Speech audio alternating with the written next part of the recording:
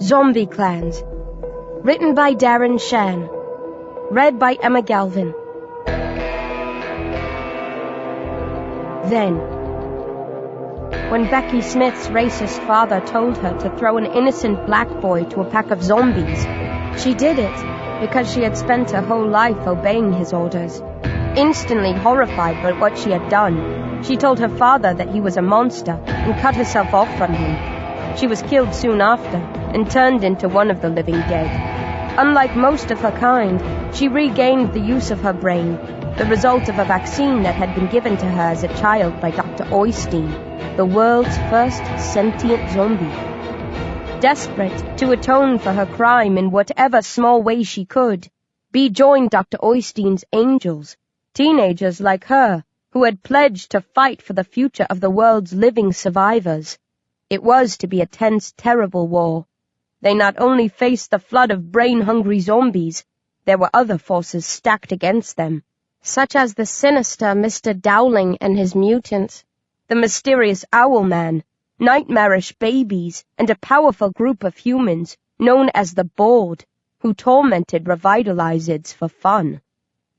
After an uncertain start and a period of captivity in which she was forced to fight for the amusement of the Board, Bee settled into life as an angel, trained hard and developed swiftly. For her first proper mission, she and her roommates were asked to escort a group of humans to New Kirkham, a town outside London. Along the waying, she hooked up with Vinyl, an old friend of hers who had come through the attacks unscathed and was working with the angels to try to restore order.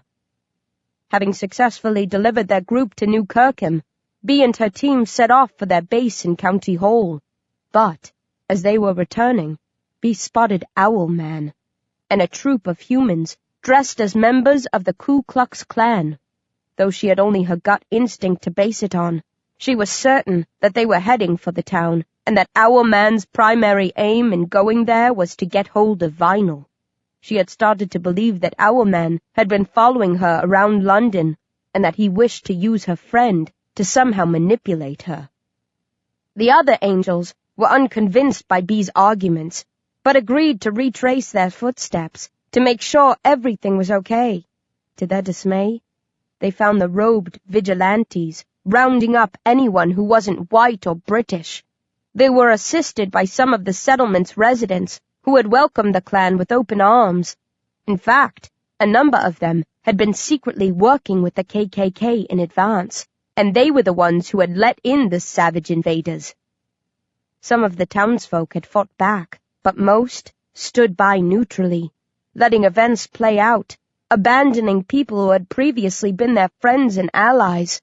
It seemed, in this horrific world of the living dead, that most of the survivors were more interested in saving themselves than in fighting for those who needed their help. Bee and her fellow angels didn't do neutral. Without a thought of their own safety, they scaled the wall, slipped into town unseen, moved in on the racist tormentors, and attacked. 1. Now. The clanners drove to New Kirkham in jeeps, vans, and trucks, which they parked in the town's main square, while many of them rampage through the streets, on the hunt for anyone they don't approve of. The rest force their prisoners into cages and load them up. They cackle as they work, beating their captives, firing shots into the air, whooping wildly. They've already notched up plenty of murders, and corpses lie strewn across the ground. Owl Man is grimly overseeing it all from the back of a jeep. He's a strange-looking figure. He has enormous eyes, all white except for a dark dot at the center of each, a thin frame and a potbelly, white hair and long, creepy fingers. He dresses in a striped suit with a pink shirt. Owl Man is studying his pet dog as it roots among the guts of a guy it killed moments before.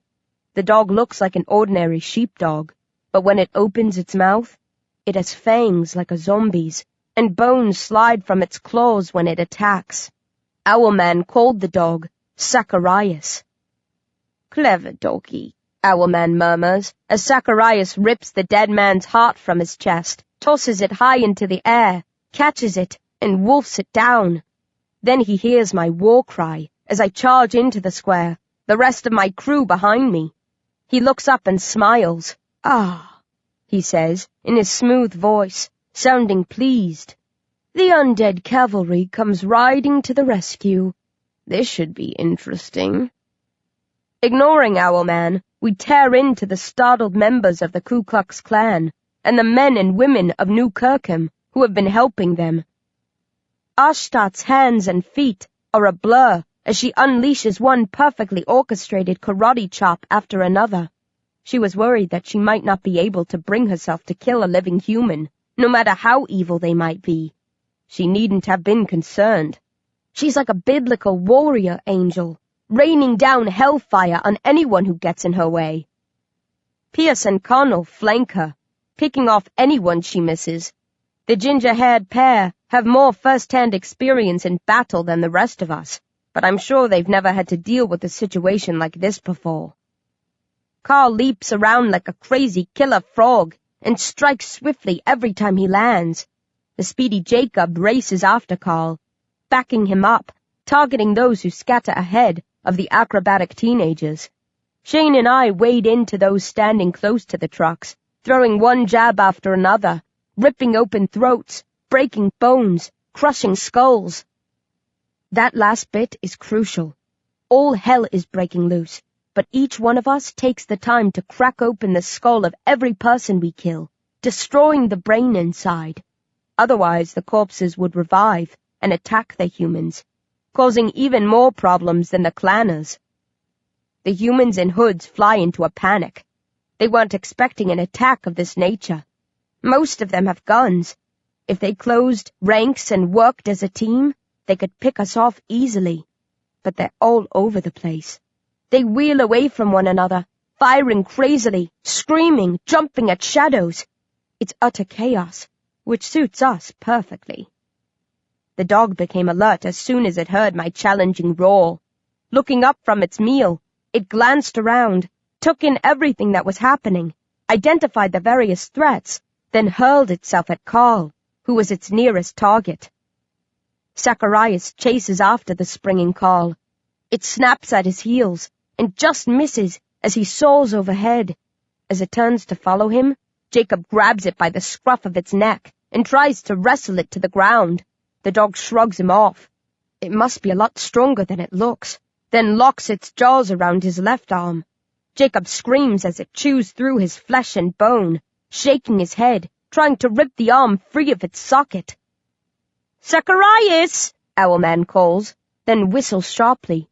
The dog instantly releases Jacob and bounds back to its master, leaving a relieved Jacob to grit his teeth against the pain. We don't feel it as much as the living, but serious wounds definitely hurt, and rejoin the action. I grab a clanner, a short, thin, wiry woman, and smash her head open against the side of a truck. Turning from her corpse, I fix on Owlman and start towards him. The dog spots me and draws to a halt, ahead of the jeep, where its master is standing. It squares up to me, snarling, blood dripping from its fangs, the fur around its face soaked with the red stuff and covered in scraps of gut, sharp bones jutting out of the tips of all its paws. "Easy, Zacharias," Owlman purrs, studying me with an amused look. I size the dog up and decide I don't fancy the fight. I spot a discarded gun and pick it up. Dr. Oystein and Master Zhang are bore guns. They've trained us to fight without them, told us never to resort to using such foul weapons. But in my book, there's a time and a place for everything. Steadying my arm, I aim at the mutant dog's face.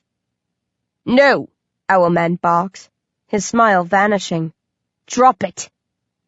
I sneer and start to hurl an insult at him. Then I stare with astonishment as my fingers open and the gun falls.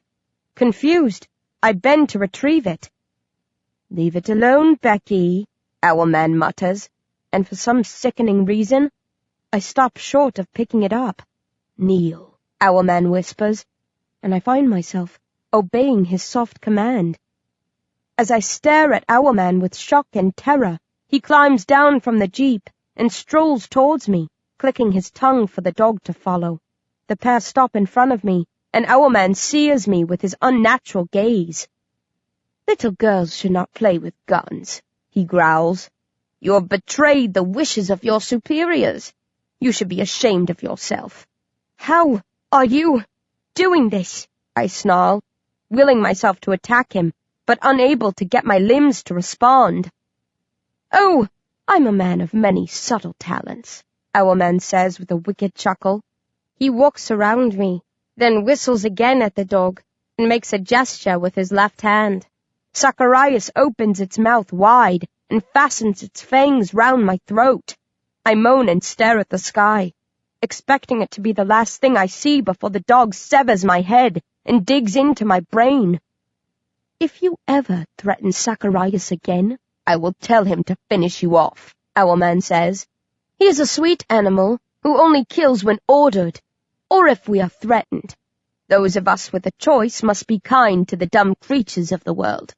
Otherwise, we are no better than the revivids, who tear their heads open for the sweet brains within." Owlman clicks his fingers, and Zacharias withdraws. The dog gives me an evil look, then follows its master back to the jeep, where the pair hop on board. "Your body is your own again," Owlman says with a mocking smile. To my relief, I find myself in control once more. Flexing my fingers, I get to my feet and shake my arms and legs. I feel like my heart is beating fast, but that was ripped from my chest when I was turned into a zombie, so I know it's my imagination. "What the hell happened?" Shane shouts, pulling up beside me. "I don't know," I croak, then cock my head at him. "Where were you?" "Back there," he says. "Why didn't you help me?" He looks sheepish. "I couldn't move." "Owlman was controlling you too?" I ask sympathetically. He grins shakily. "Not exactly.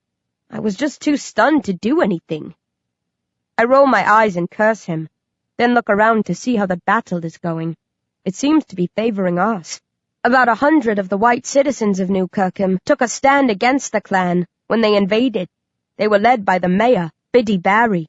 The Klan had the rebels clustered against a wall when we attacked, but now they've overthrown their captors and massed behind us.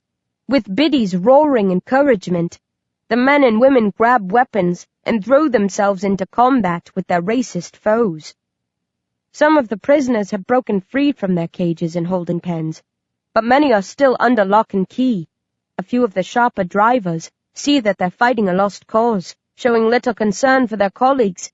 3 of them start their trucks and roar towards the main road out of the square. Owlman bangs on the side of his jeep, and his driver fires up the engine and tears after them. I don't want to let Owlman escape. I'm still furious about the way he turned me into a puppet. I want to pay him back, catch up with the jeep, take him by surprise and strike before he can say a word. But I can't abandon the people of New Kirkham. They need our help. I decide to stand my ground. Then, just as I've made up my mind to stay, I spot cages in one of the trucks, filled with humans. The prisoners are screaming, weeping, tugging at the bars. If I was right about Owlman coming here for vinyl, it's a sure bet that he was one of the first they caged and loaded up, that he's almost certainly among those in one of the 3 fleeing trucks. I glance around again. Biddy Barry and her troop seem to have things in hand. It won't be easy, but with the aid of the angels they should triumph. But nobody is thinking about the people on the trucks. If I don't try to do something now, the Klanners will escape with dozens, if not more, of the townsfolk. "Stay here and oversee things," I bark at Shane. "I'm guessing that lots of the Klan are scattered around the town, still searching for victims. Organize a hunt for them once you're done with this lot." "Are you going after the trucks?" Shane asks. "Yeah, and the guy with the eyes. I want him too." He shudders. "Better you than me." "That's why I'm a badass, and you're a wuss," I laugh. Then I sprint after the jeep and trucks, murder most horrid on my mind. 2. I hurry through town, chasing the sounds of the trucks and jeep. I won't be able to keep up with them if they make it out of New Kirkham and into the open. But on these streets, being able to take shortcuts up alleys, while they have to follow the road and go slow round corners, I start to catch up. I pass a few stray clanners. Some take pot shots at me. Others cower and beg for mercy. I ignore them all, leaving them for the others to deal with. I'm slipping past what used to be a fish and chip shop when there's a thump behind me. I think it's some sort of missile, so I hurl myself aside and cover my head with my hands. "What are you doing?" an amused voice asks. I look up to find Carl Clay standing over me. Jacob is running after him. "Don't you know it's rude to sneak up on a girl?" I snap, uncurling myself. "We saw you quitting the party early," Carl grins. "Figured you might need backup. But we'll be happy to leave you to your own devices if you prefer," Jacob adds as he arrives, wincing with pain. Carl is handsome and sleekly groomed, always sporting the finest designer gear. Jacob looks like he's a centimeter shy of death's door, and usually wears baggy clothes to disguise his skeletal, cancer-ridden frame. They're an odd couple, but they match each other in a weird, undead kind of way. "My first priority is to free the prisoners in the trucks," I tell them, "but I want to kill Owlman, too. If I can sneak up on him and strike before he opens his mouth." "Did you see him perform his Jedi mind trick on me?" "What are you talking about?" Carl frowns. "Never mind. There's no time to explain. Just don't confront him head on. Hit him from behind, when he's not looking, and don't let him speak." "That's not very chivalrous," Carl sniffs. "Screw chivalry," I snarl. We press on after the vehicles. I soon find myself falling behind. Carl leaps ahead of us, and Jacob swiftly outpaces me. I don't mind. This isn't about personal glory. It's about getting the job done. I try not to think about how Owlman took control of my body. It was terrifying at the time, but even more so looking back. It makes me wonder what else he could force me to do, and when. I mean, if he can manipulate me up close, can he do it from afar as well, any time he likes? The noise of the trucks and jeep alters and comes closer. That confuses me for a moment. Then I realize they must have hit a dead end and been forced to turn. They don't know this town. They're intruders, fish out of water. I spot the vehicles rumbling past at the end of the street. Carl and Jacob have paused and shifted to the sides to hide themselves from view. I'm too far away to have to worry, though I could swear that Owlman's head turns as they pass, that he looks my way and smirks. Carl and Jacob wait for me to join them. Then the three of us gaze after the diminished remains of the convoy. Members of the clan are clinging to the sides of the truck at the rear. The back doors are open. We can see cages inside, people locked up, still banging on the bars and screaming for help. "I'm going to target that one," Carl says, squatting and tensing his legs, getting ready to spring. "I'll leave the other trucks and Owlman to you guys." "We should stick together," I mutter. He shakes his head. "If we can take a truck each, we might be able to save everyone." "End Owlman?" I ask. Carl shrugs. "He's got to be a bonus, nothing more. If he gets away, so be it. The prisoners have to come first." Before I can finish processing that and tell Carl that I think he's right, he's gone, springing forward like a grasshopper. He lands close to the truck, then propels himself into the air again. This time, he comes down on the roof. He almost slides off, but digs in with his finger bones and starts crawling towards the cab at the front.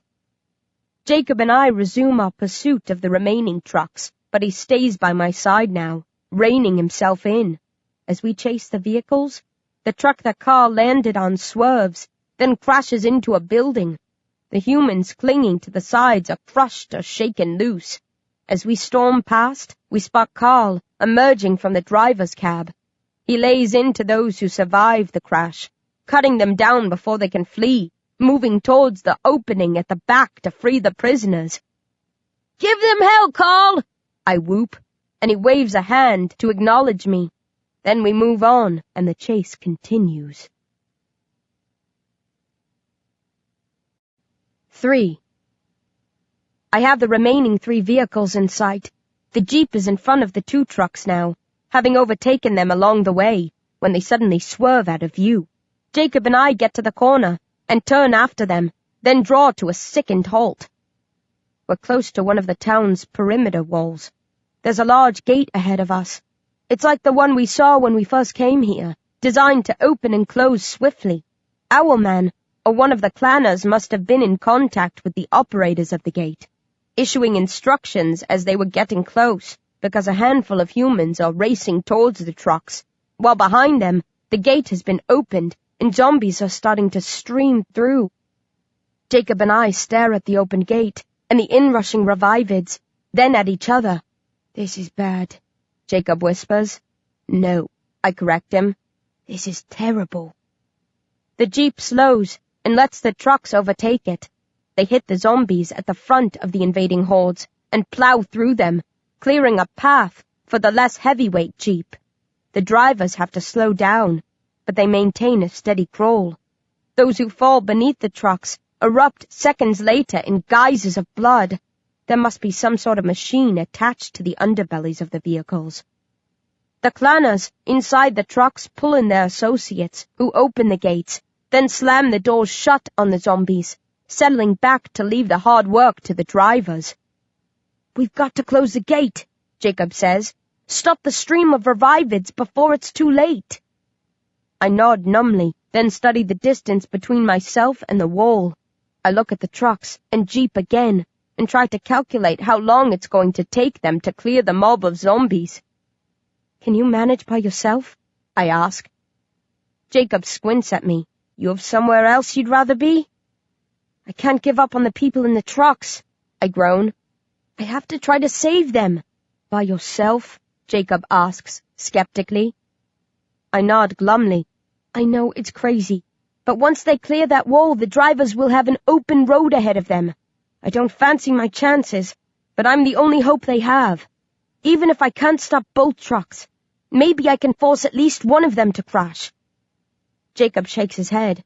"I don't know if you're incredibly brave or unbelievably stupid." "There's no question about that," I laugh sickly. "Stupid for sure." "What about the one with the large eyes?" Jacob asks. "I can't worry about him now. All I can do is focus on the trucks, try to stop them, and hope I can catch up with Owlman later." Jacob smiles. "I should probably try to stop you, but who am I to stand in the way of a would-be hero? Good luck, B. If I don't see you again, I just want you to know you were always a pain in the arse." "Eat me," I retort with my own shaky smile. Jacob sets off at top speed. I veer towards the wall and pump my legs as hard as I can. Some of the zombies lumber after me, thinking I'm one of the living, but I've a good start on them, and they don't cause me any concern. This is madness. It would be tough enough if it was just me against all the clanners in the trucks, but Owlman has shown he can literally bend me to his will. All he has to do is tell me to freeze, and I'll be helpless to protect myself. I could try to take him by surprise and knock him out before he can work his voodoo magic, but then the trucks might get away while I'm dealing with him. "Sod it," I tell myself. "I'll cross that chasm of hellfire when I come to it. First things first." I get to the wall and climb a rope ladder. One of the trucks is passing through the gate, the Jeep and the other vehicle not far behind. I start running again, along the path that follows the top of the wall. "You're not really going to do this, are you?" The sensible part of me protests, as a rough plan forms inside my head. "You betcha, baby," I cackle. "You're nuts," I tell myself in disgust. "I know you are," I retort childishly. Then I come to a platform above the gate, and, as the second truck is grinding its way through the zombies packed tight into the space, I make a sharp turn and leap over the barbed wire that runs round the perimeter. I clear the wire, along with the end of the wall, and hurtle towards the roof of the leading truck. Arms flailing, I hit the roof and bounce towards the edge. I was sure I'd slide off. My plan was to get up and chase the truck once I'd landed, but to my surprise, I managed to dig in my finger bones and hold on. If the driver notices, he doesn't pay any attention to me, picking up speed once he's clear of the gate, powering ahead, leaving the zombies behind.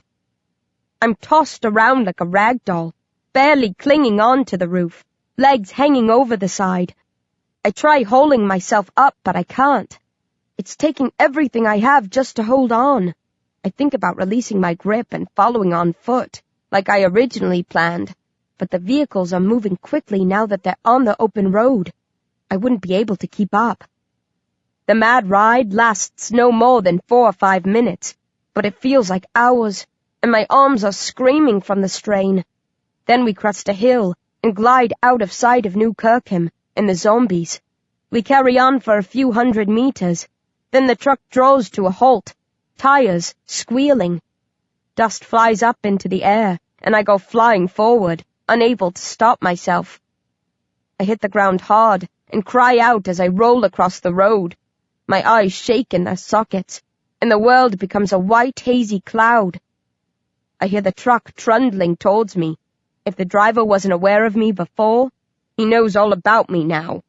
I try backing away from it, but I can't get to my feet. I'm still too shaken from the ride and the fall. The truck comes closer. My eyes start to clear. I see that the front of the truck is above me. My legs are beneath the bumper. I spot loads of blades attached to the chassis. Seems I was wrong about a machine.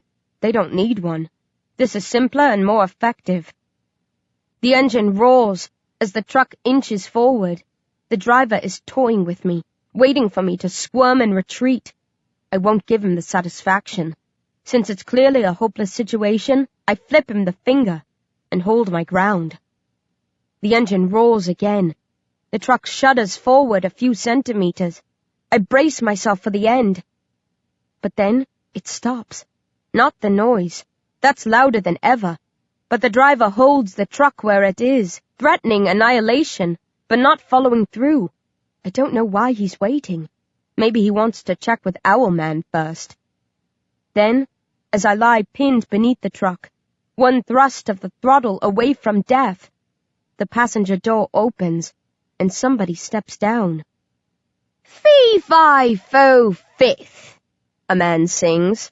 "I smell the blood of Becky Smith, and it smells good." I recognize the voice.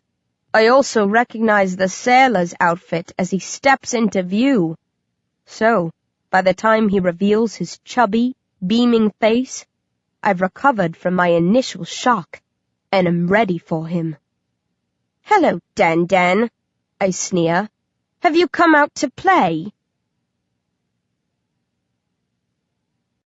4. Daniel Wood was a member of the board, the fat cats on the HMS Belfast, who held me prisoner and forced me to fight for their amusement. Billionaires, a prince, a racist politician, a powerful, nasty, self-centered lot, every one of them a true rotten son or daughter of a bitch. But Dan was the worst of them, clearly psychotic. He kept a group of children on the cruiser to torment, torture, and kill as he saw fit. He loved dressing up in ill-fitting suits that showed off his bulging, hairy belly, but the sailor's outfit was his favorite. He wore that more than any other. "Hello, dear child," Dan beams. "What a joy to cross paths with you again. I was afraid I might not be able to make good on my parting promise. Do you remember that, my sweet little undead girl?" "Sure. You wanted to pinch my cheek and kiss me goodnight." I pucker up and let him see my fangs. "Come on then, fat boy. I'm ready and waiting." "Isn't she marvelous?" Dan says to one of the 2 armed guards who got out behind him. They're packing menacing-looking rifles, ready to cut me down if I wriggle free and attack. To my surprise, the guard he addresses is familiar to me. "Lovely to see you again, Coley," I say sarcastically. The guard with short hair and designer sunglasses flashes me an evil grin. "The pleasure is all mine." Coley used to be the partner of an ex-soldier called Barnes. They worked for the board. Barnes had a change of heart and helped set me free. Coley wasn't similarly inclined, so Barnes tied him up and left him somewhere. Looks like he went back and cut Coley's bonds as planned after he'd freed me. Coley must have then found his way back to one of his old masters and was now serving as he had before. So, zombies didn't get to you before Barnes untied you? I ask sweetly. Coley scowls. Don't mention that bastard's name around me. Such a shame when good friends fall out. I chuckle viciously, then focus on Dan again. Why don't you ditch the guards and face me by yourself, fatso? Oh, I wouldn't dare, he simpers. I know how fast and vicious you are. I'm a delicate flower. I wouldn't stand a chance if they left me to face you on my own. You're a coward, I snarl. Not at all, he protests. I'm simply a pragmatist. What is money for if not to surround yourself with people who can fight your battles for you? I'm many dreadful things, Becky Smith, but not a fighter. I know my limits. Dan shifts around, studying me from different angles. He frowns. You look fresher than the last time I saw you. The result of a dip in a groove tube, I imagine, Owlman says, appearing behind the fake sailor. Zacharias is at his heel. With its mouth closed, it looks like an ordinary friendly sheepdog. I instinctively want to reach out and pat it. What's a groove tube? Dan asks. I will explain later, Owlman says. He stares at me sternly, the way some of my teachers used to when I failed to hand in homework on time. You should not have followed us, Becky. It's B, numbnuts, I growl. At least get my name right if you're going to kill me. I was never one for nicknames or abbreviations, he says, then smiles. Which makes your owlish name for me all the more ironic. How do you know about that? I ask. I know all sorts of things about you, Owlman says. I have been keeping a close watch on you since we first met in your home, all those months ago. Then I was right about you following me, I growl. The others didn't believe me, but when I saw that dog a few times, I knew it couldn't be coincidence. Indeed not, Owlman smiles. You know my Becky? Dan is startled by the news. The pair of us go way back, Owlman murmurs. How extraordinary. Dan scratches his stomach. Will you miss her as much as I'm going to, once we kill her? I will indeed miss her if she is taken from us. Owlman nods. But that will not be today. We must let her go. What? Dan barks, his smile vanishing. There will be another time for Becky Smith, Owlman says. For now, please ask your driver to back up. I will make sure she does not assault you. Dan glowers at Owlman. You're out of your mind if you think I'm letting this savage minx waltz free. She killed my brother. After you threw him to me, I cheerfully remind him. Granted, he says with a tilt of his head. But a family grievance cannot be forgotten so readily. She must pay for what she did to Luca. Besides, he adds with a giggle, I've been so looking forward to this. I won't have as much time to toy with her as I would have liked, but I can work swiftly when I have to. I asked you to please instruct your driver to back up, Owlman says, and although he speaks politely, there's no mistaking the menace in his tone. You will be doing me a favor if you set her free. Dan takes stock of his eerie-looking ally. I'm a man who knows the value of a favor, he says carefully. I wouldn't reject you if I didn't have good cause. But this girl is mine. I've claimed her. She was mine before she was yours, Owlman demurs. Screw the both of you, I roar. I'm my own person. The two men ignore me. Their gazes are locked. If you cross me on this, I will be forced to withdraw my support for your various activities, Dan says sweetly, and although I've no idea what they're talking about, I can see that his words have a big impact on Owlman. I will urge Justin to cancel his backing for you too, and as you know, Justin and I agree on most major issues. Owlman's lips grow thin as he reacts poorly to the threat. I am a dangerous enemy, he whispers. I'm all too aware of that, Dan nods. I'm hoping that we can remain on friendly, mutually productive terms. But if alienating you is the cost of having my way in this matter, it's a cost I'm prepared to pay. I want her. A dark shadow flits across his face. I need her. Owlman sighs and strokes his dog's ears. Lack of self-control is a weakness, Daniel. You should strive to master your urges. I control myself impeccably, Dan sniffs. I just don't believe in not doing what I want. Life's too short to live by other people's rules. Coley understands what I mean. Don't you, Coley? 100%, my lord, the guard growls. I must have the girl, Dan continues. For me, at this moment, nothing else matters. I could drop dead of a heart attack on our way back to London. If I do, I will die satisfied at having done all that I wanted while alive, not bitter because I let an opportunity pass.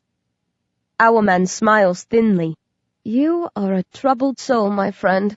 Yes, Dan says, but I know how to make the troubles go away, by enjoying all of the freedoms which are rightfully mine. Owlman considers the situation. He casts a worried look in my direction. I give him the finger and he tuts. The girl is important to me. He tries one last time. She matters to Mr. Dowling, too. He will be unhappy if you harm her. This is not a wise move. Look deep into my eyes. Dan giggles. If you find the slightest trace of wisdom in them, do let me know.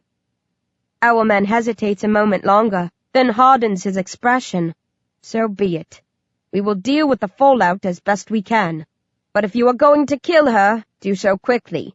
We do not have time to stand around and play games. Oh, there's always time for games, Dan purrs, as he heads back to the driver's cab. His guards keep their weapons trained on me. Now, will I start with knives and a saw, or should I build up to... A figure drops from the roof of the truck. There's a scuffling noise. Dan yelps. The guards whirl. Zacharias barks. Owlman blinks. Then, Dan is dragged back into view by a massive teenager with short hair, small eyes, and chubby cheeks. He has Dan in the mother of all headlocks, and seems completely unfazed by the rifles that have been trained on him. Hey, Becky, I bet you never thought you'd be glad to see me, says a wickedly grinning Rage. 5. Rage ended up stranded outside the perimeter walls while the rest of us snuck into New Kirkham. I hadn't thought about him since we'd parted company. I certainly hadn't expected to come across him again like this. What the hell are you doing here, you great big ugly beautiful beast? I cry. Rage grins. That's the sweetest thing you've ever said to me. Let me go, Dan bellows, kicking out at his captor. Shoot him, he screams at the guards. Careful, big guy, Rage laughs. One nick from me and you're history. Dan stops struggling. You're a zombie, he moans. A revitalized, Rage corrects him. That's why your guys haven't opened fire. If a few drops of my blood spatter you, you'll be munching brains for dessert tonight. Coley, Dan croaks. Is he telling the truth? Yes, Coley says, and I can see that he's seething. He never did like it when things didn't go his way. Well, that's a real kick in the teeth, Dan huffs. How did you sneak up on us like that, you clever boy? Rage frowns. You don't sound too petrified. I accept the fact that I'll have to die one day, but I doubt it will be today, Dan says chirpily. It would be different if we were alone, but you know that if you infect me, my guards will execute you on the spot. Your girlfriend, too. Girlfriend? Rage snorts. You're way off the mark. Then why risk so much to save her? Dan asks. Yeah, I say, shuffling out from under the truck. What gives? Where did you pop out of? And why put your life on the line? You don't care about me. Rage pretends to look sorrowful. Oh, the ingratitude. Didn't I come to rescue you on the Belfast, too? That was different. You tagged along because the odds were in our favor, and you wanted to get in on the action. Rage laughs. I can't deny it. Although in your position I wouldn't be so quick to reveal all that to this lot. We should be putting on a show of unity. Let them think we believe in that all-for-one crap." I curse beneath my breath. The most annoying thing about Rage is that he's right so much of the time. "Just tell me how you got here," I snarl. He shrugs. "It's hardly an epic story. I waited outside for the rest of you. I heard all the commotion and was pissed I couldn't be involved. Then I saw the trucks leaving and spotted you on the top of one. I followed, keeping back so that I couldn't be seen. Well, obviously I could have been seen. But I figured their attention would be focused on the Zom-B clinging to the roof. I slipped up behind the trucks while Sinbad here was chatting with you. Waited for my moment, and here I am. Some of your team should have been keeping watch, Coley," Dan tuts. "Normally we would have had several lookouts in place," Coley grunts, his cheeks reddening. "But the last few minutes have been crazy. In the chaos and confusion our standards slipped. My apologies, sir. It won't happen again." "Assuming I'll let you live to command another day," Dan says pointedly. I edge over beside Rage and his prisoner. Nobody tries to stop me. Owlman is studying us with an indecipherable expression. "What now?" I mutter. "We back off slowly and let these guys go on their merry way," Rage says. "You think they won't shoot us?" "Not as long as I keep the captain here under lock and key." "You really shouldn't make jokes about my costume," Dan says. "It's rude and insensitive." "Like I care," Rage laughs and starts to back away. "Hold it," Coley barks. "You're going nowhere until you release Lord Wood." Rage pauses and cocks an eyebrow at me. "This guy's Daniel Wood? Why didn't you tell me?" "I didn't think you'd have heard of him." "Are you kidding? He was infamous. The newspapers called him the child catcher. Nobody could ever make charges stick because he operated in out-of-the-way countries where judges and the police could be bribed. They could be bribed in less out-of-the-way places, too," Dan chortles. "I traveled more freely than the media reported." "I'm impressed," Rage says. "You're a celebrity. I must get your autograph before we go." "No one's going anywhere until you release Lord Wood," Coley says again, pushing up his sunglasses to glare at us. "Don't be stupid," Rage says. "I'm not going to do that. You'd shoot me before I made it to the top of the hill." "I can't let you leave with him," Coley retorts. "You'd kill him once you were out of sight." "What if I promised to set him free and cross my heart and hope to die?" Rage smiles. Coley shakes his head and returns the smile. "You're already dead." "Then it looks like we have a problem." I stare at Rage. "Surely you have a plan. You can't have just charged in and risked everything without thinking it through." He grins sheepishly. "You should have left me to the racists," I groan. "At least then they wouldn't have known we were bloody amateurs." "If I may make a suggestion," Owlman intercedes, and all eyes settle on him. "We have Becky's friend, Vinyl, in one of the trucks." "So it was Vinyl you were after," I shout. Owlman raises an eyebrow. "You guessed that he was my focus? The second I saw you on the road, when you were traveling here." He smiles. "We are getting to know so much about one another, as good friends or enemies always do." "You let me see you on your way to New Kirkham," I accuse him. "You sent the dog to lure me in. You wanted me to come after you." Owlman spreads his hands. "Guilty as charged." "Why?" He shrugs. "To see what you would do. Most of your friends perished in the first wave of zombie attacks. I lost track of any who survived. When I saw Vinyl with you in Hammersmith, I figured he might be a useful bargaining chip farther down the line. But first I needed to find out if you would risk everything to save him. So I called up the boys in the hoods. I've had them on standby for months now, for something like this." "You never told me about that," Dan says petulantly. "I do not share everything with my associates," Owlman says, "especially those who cross me where the undead are concerned. You should not have done that, Daniel. This is my field of expertise. My wishes should have been respected." "It was a conflict of interests," Dan says. "To you she's a zombie. To me she's a plaything. We had to clash sooner or later. I won't hold it against you. He takes setbacks so manfully, doesn't he? Owlman says to me. Then he purses his lips thoughtfully. You can have Daniel. We will take Vinyl. When you return to London, bring Daniel to us and I will arrange a swap. We can iron out the finer details then. Wait a minute, Dan squawks, losing his cool. You can't leave me in the clutches of these foul brutes.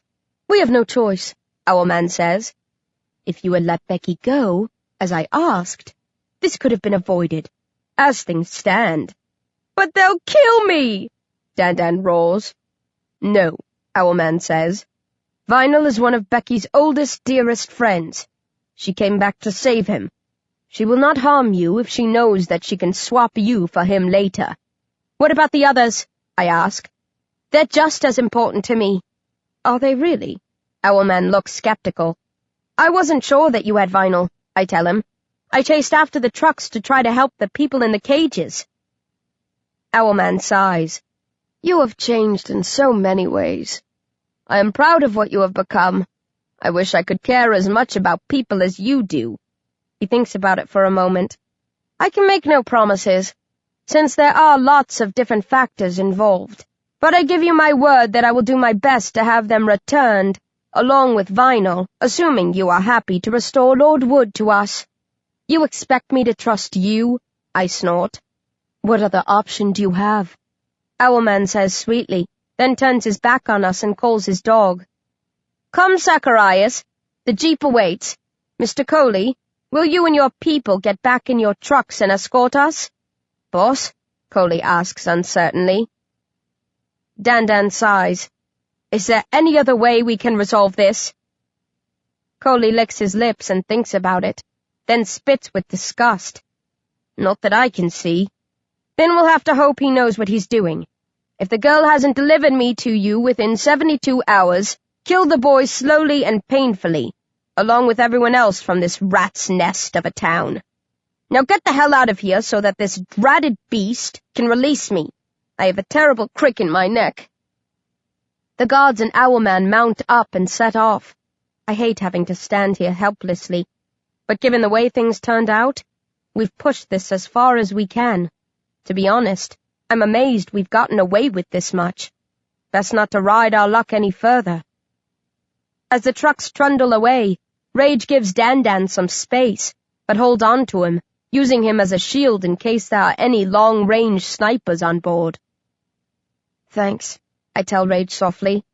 You didn't have to do this. I know, he sniffs. But what a kick, to take on those guys and force a standoff.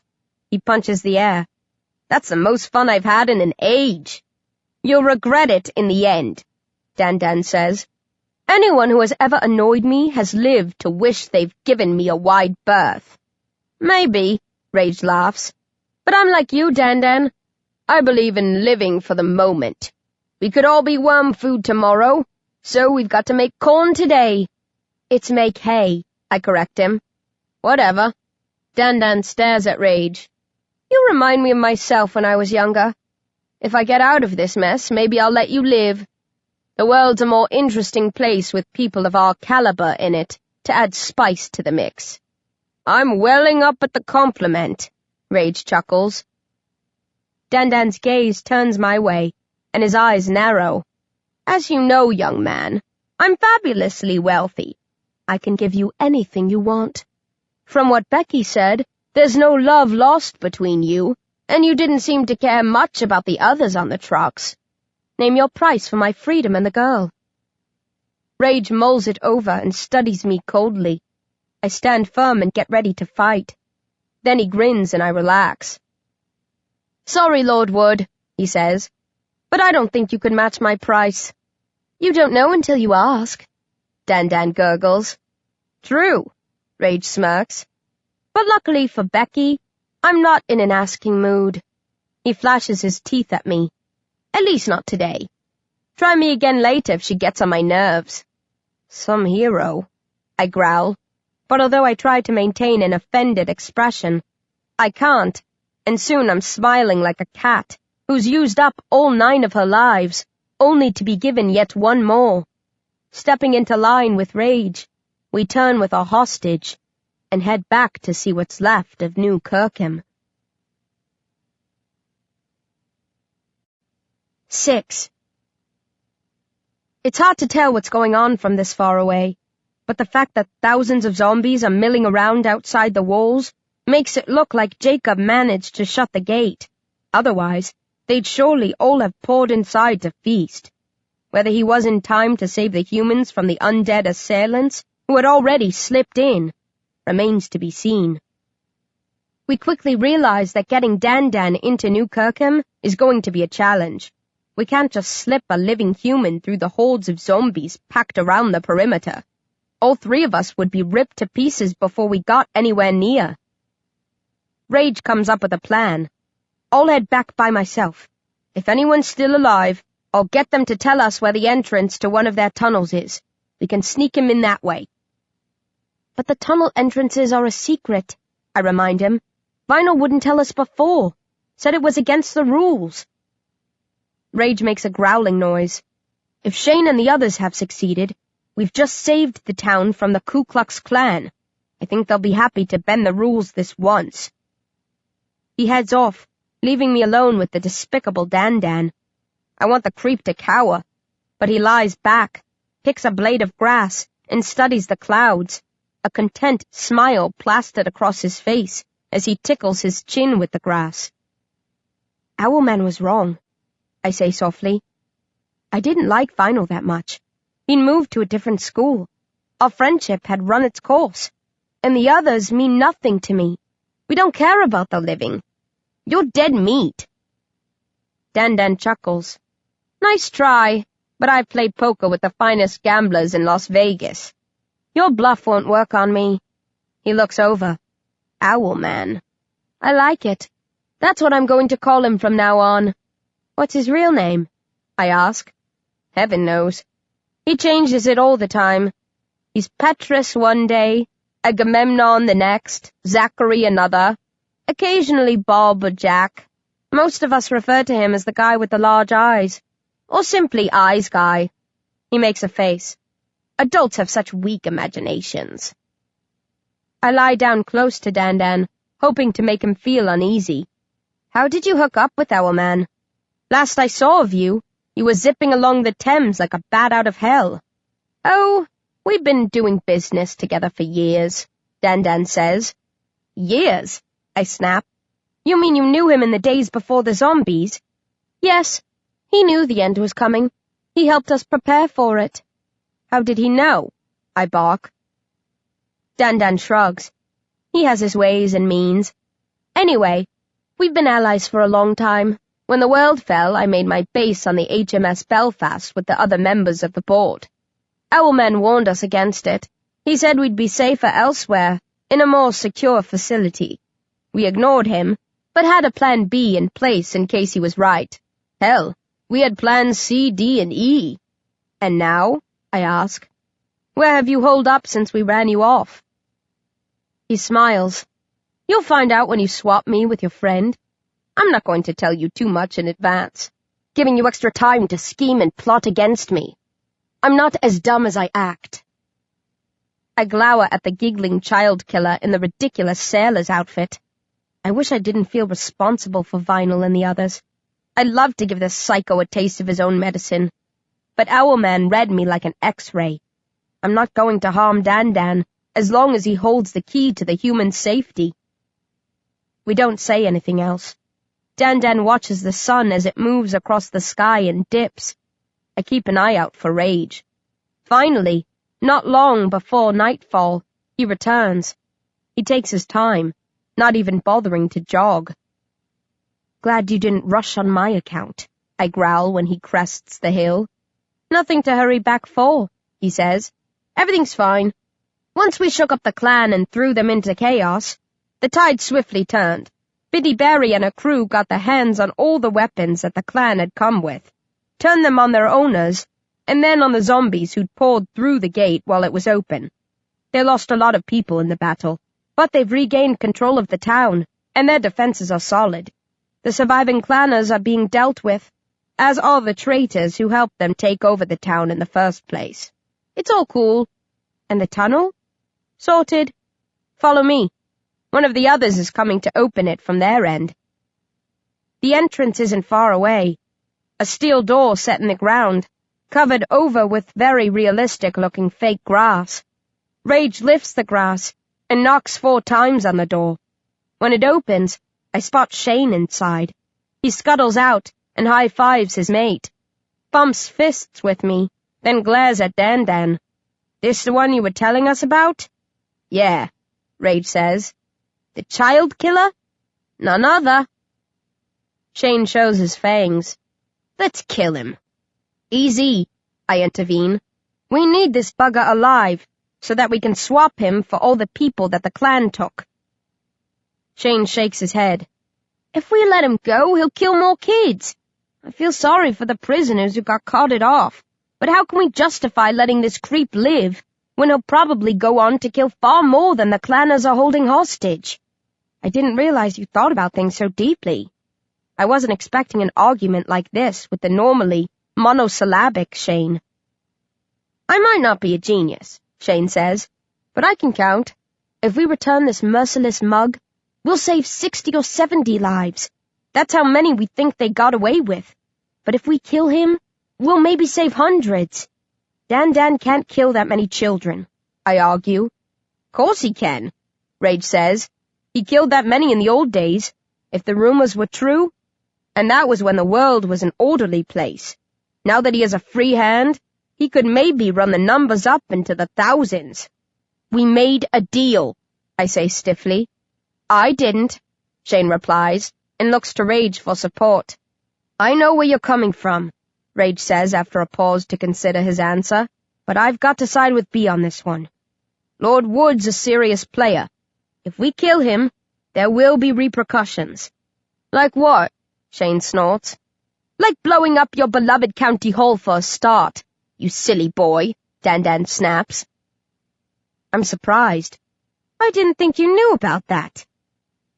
"We didn't," he says. "Not until your dashing Dr. Oystein rescued you and we were forced to flee the Belfast. Justin and I were furious. We were all set to send out a search party to track down the lot of you and exterminate you like the vermin that you are. Our man had to admit that he knew about you already. He didn't want your do-gooder of a doctor harmed. He wouldn't tell us his reasons, but he threatened to cut us off if we acted without his backing. We relented, since he is useful to us, but if we break our deal now, Justin will level the place." "Thanks for the warning," Shane grins. "We'll skip County Hall before she blows." He raises a menacing hand and moves forward. Rage and I block his path. "That's not your call," Rage says. "County Hall is Dr. Oystein's base," I tell him. "He's the only one who can make a decision like this." "We'll take the sap back with us," Rage smiles. "If Dr. Oystein gives us the thumbs up, Dan's yours." "The hell he is," I snarl. "I want first dibs on him." Shane scowls. "I don't care who kills him, just as long as he is killed." He steps back. "But you're right. It's for the doc to decide. Come on, let's hurry. I don't want to miss all the hangings." "Hangings?" I frown, but he's already jumped back into the tunnel. With an uneasy feeling, I let Rage and Dan go ahead of me, then follow after them, shutting the door on the world behind, before pressing through the gloom to face whatever storms are brewing in New Kirkham. 7. The town is awash with blood and corpses. The survivors are already gathering the bodies of the dead and cracking their skulls open for the brains inside. I guess they'll send most of them back with us, for the angels to store and feast upon. It's a deal Dr. Oystein has struck with many of the compounds. When they've scraped their heads clean, they douse the bodies with gasoline and add them to a growing mound that they'll set alight later. No time for any ceremonies. They can't leave the corpses rotting for fear they'd attract insects capable of spreading the zombie virus. They've made a separate mound for the corpses of the undead, and Shane tells us that when the flames die down, a specially trained team will gather the remains and crush them up, then bag the bits and bury them deep. They have to be careful. Zombies are still contagious, even after their brains have been destroyed. The humans work in solemn silence. Some people are weeping, but only a few. Most have seen this before, when civilization crashed. It's nothing new to them. There's work to be done. If they feel like crying, they'll save the tears for later. Shane leads us to the main square, where the Ku Klux Klan were running riot just a few short hours ago. Now a lot of them are dangling from ropes.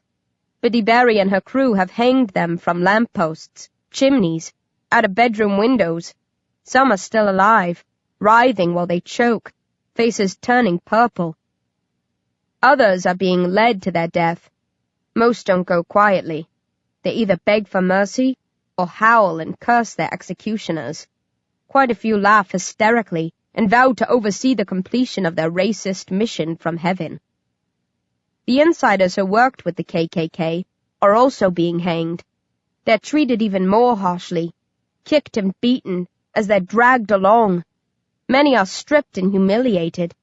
Some are attacked and torn to death before they can be hoisted from the ground. Biddy Barry is coordinating everything from the center of the square. She roars commands at those around her, demanding updates, sending out scouts to sweep the town again, telling them to check under every bed and in every cupboard, not to overlook a single traitor or clanner, to also make absolutely certain that no zombies remain at large. The angels are gathered nearby. I do a quick head count, and I'm pleased to see that everyone made it. Some are wounded, but all are standing, so I don't think any of the injuries are too serious. You should not have deserted us, a grim-faced Ashtat criticizes me as I join the group. I'd hardly call it deserting, I protest. I had other fish to fry. I nod at Dan, who's beaming at the hanging clanners, approving of how they're being dealt with, showing his supposed allies not the slightest bit of loyalty. You should have helped us secure New Kirkham first, Ashtat snaps. The hundreds of people here should have taken priority over the dozens on the trucks. I start to argue, but she's probably right, so I simply nod meekly. Any idea where they took the prisoners? Carl asks. No. Fatty here will tell us later. It's a good thing I'm thick-skinned, Dan sighs. You can be so hurtful. Are you okay? I ask Carl. His left arm is hanging loosely, and there's a nasty gash along his forehead. Yeah, it happened in the crash. Nothing a dip in a groove tube can't cure. And the rest of you? I look around. I lost a couple of fingers, Pierce says glumly, showing me his right hand. I grimace. Did you save them? Dr. Oystein might be able to reattach them. That'd be hard, he winces. A revivid chewed them off and swallowed them. I didn't get a good look at its face. I'd have to slice open every corpse to try to find the fingers, and they probably wouldn't be in any shape to sew back on after an ordeal like that. I'm not bothered. I can do without them. As long as I'm able to scratch my bum, I'm happy. I won't even go in a groove tube. Not for a minor thing like this. That's stupid, Connell huffs. Who are you trying to impress? Not you, that's for sure, Pierce retorts. Where were you when I was having my fingers bitten off? Stopping the zombies behind that one from bashing your skull open, Connell tells him. Now I wish I hadn't bothered. The pair scowl at one another, then laugh and bump fists, Pierce using his good left hand. Sorry I had to cut out on you, I mumble to Jacob. You should be, he says without looking at me. He's studying the hanging humans. But I did return with Dan, I note. If we can swap him for the prisoners, my gamble was worth it, right? Jacob grunts. What about Owlman? Did he get away with the others? Yeah, I didn't get a chance to. I stop. I've just thought of something. I turn to Rage to ask him a question, but I'm interrupted by the booming tones of New Kirkham's mayor, the formidably blunt Biddy Barry. Is this the ruthless she-wolf who gave pursuit? She steps up and beams at me. There are bloodstains on a fisherman's sweater and bruises on her cheeks where she was struck, but otherwise, She looks much the same as she did when we first met earlier today. What's your name? B. Smith, I answer. I admire the hell out of a girl who has the balls to think she can take down a couple of truckloads of fanatics by herself. Biddy laughs. I'd shake your hand if I could, but the way things are, you'll understand why I'm keeping my distance. No worries, I smile. And you brought one back for us. Biddy growls, eyeing Dan viciously. We need him, too. Swap for the captives. She cuts me short. Yes, your hulk of a friend told us. I hate to lose any of my people, but are you sure they'd want us to let this worm off the hook? I read plenty of horror stories about Child Catcher Wood back in the day. If the choice was mine, he wouldn't be walking out of here in one piece, regardless of the dozens of lives that hang in the balance. We can't think that way, I disagree. We don't know how many children Dan will go on to murder. Maybe we'll get another chance to kill him, before he can harm anyone else. Or he could have a heart attack. He certainly looks ripe for a stroke, Rage laughs. Hardly, Dan retorts. I'm in perfect health. I'm just big-boned is all. We can't give up on them, I tell the glowering mayor, ignoring Dan's contribution. If we don't fight for each and every survivor, we risk becoming like him. I point at the child killer. Or them, I add, nodding at some of the hanging clanners. Biddy Barry sighs. I don't like being given a lecture by a zombie, but I can see what you're saying. Okay, Lord Wood is yours, but give him a little love bite for me once the others are in the clear, okay? Tread carefully, Mayor Barry, Dan says hotly, or I might decide to swing back through here one day and finish what I started. If you ever swing back this way, Biddy smiles sweetly, it won't be the only swinging you'll do. She points at the dangling members of the Ku Klux Klan, then turns her back on us. Hate to love you and leave you, but I've got to make the hardest call of my life now. What's that? I ask. She pauses to look back at me, and her eyes fill with sadness. She jerks a thumb at a huge group of humans, standing motionless at the far side of the square. I hadn't paid them any attention before. Now that I look more closely, I see they're being held in place by guards with guns.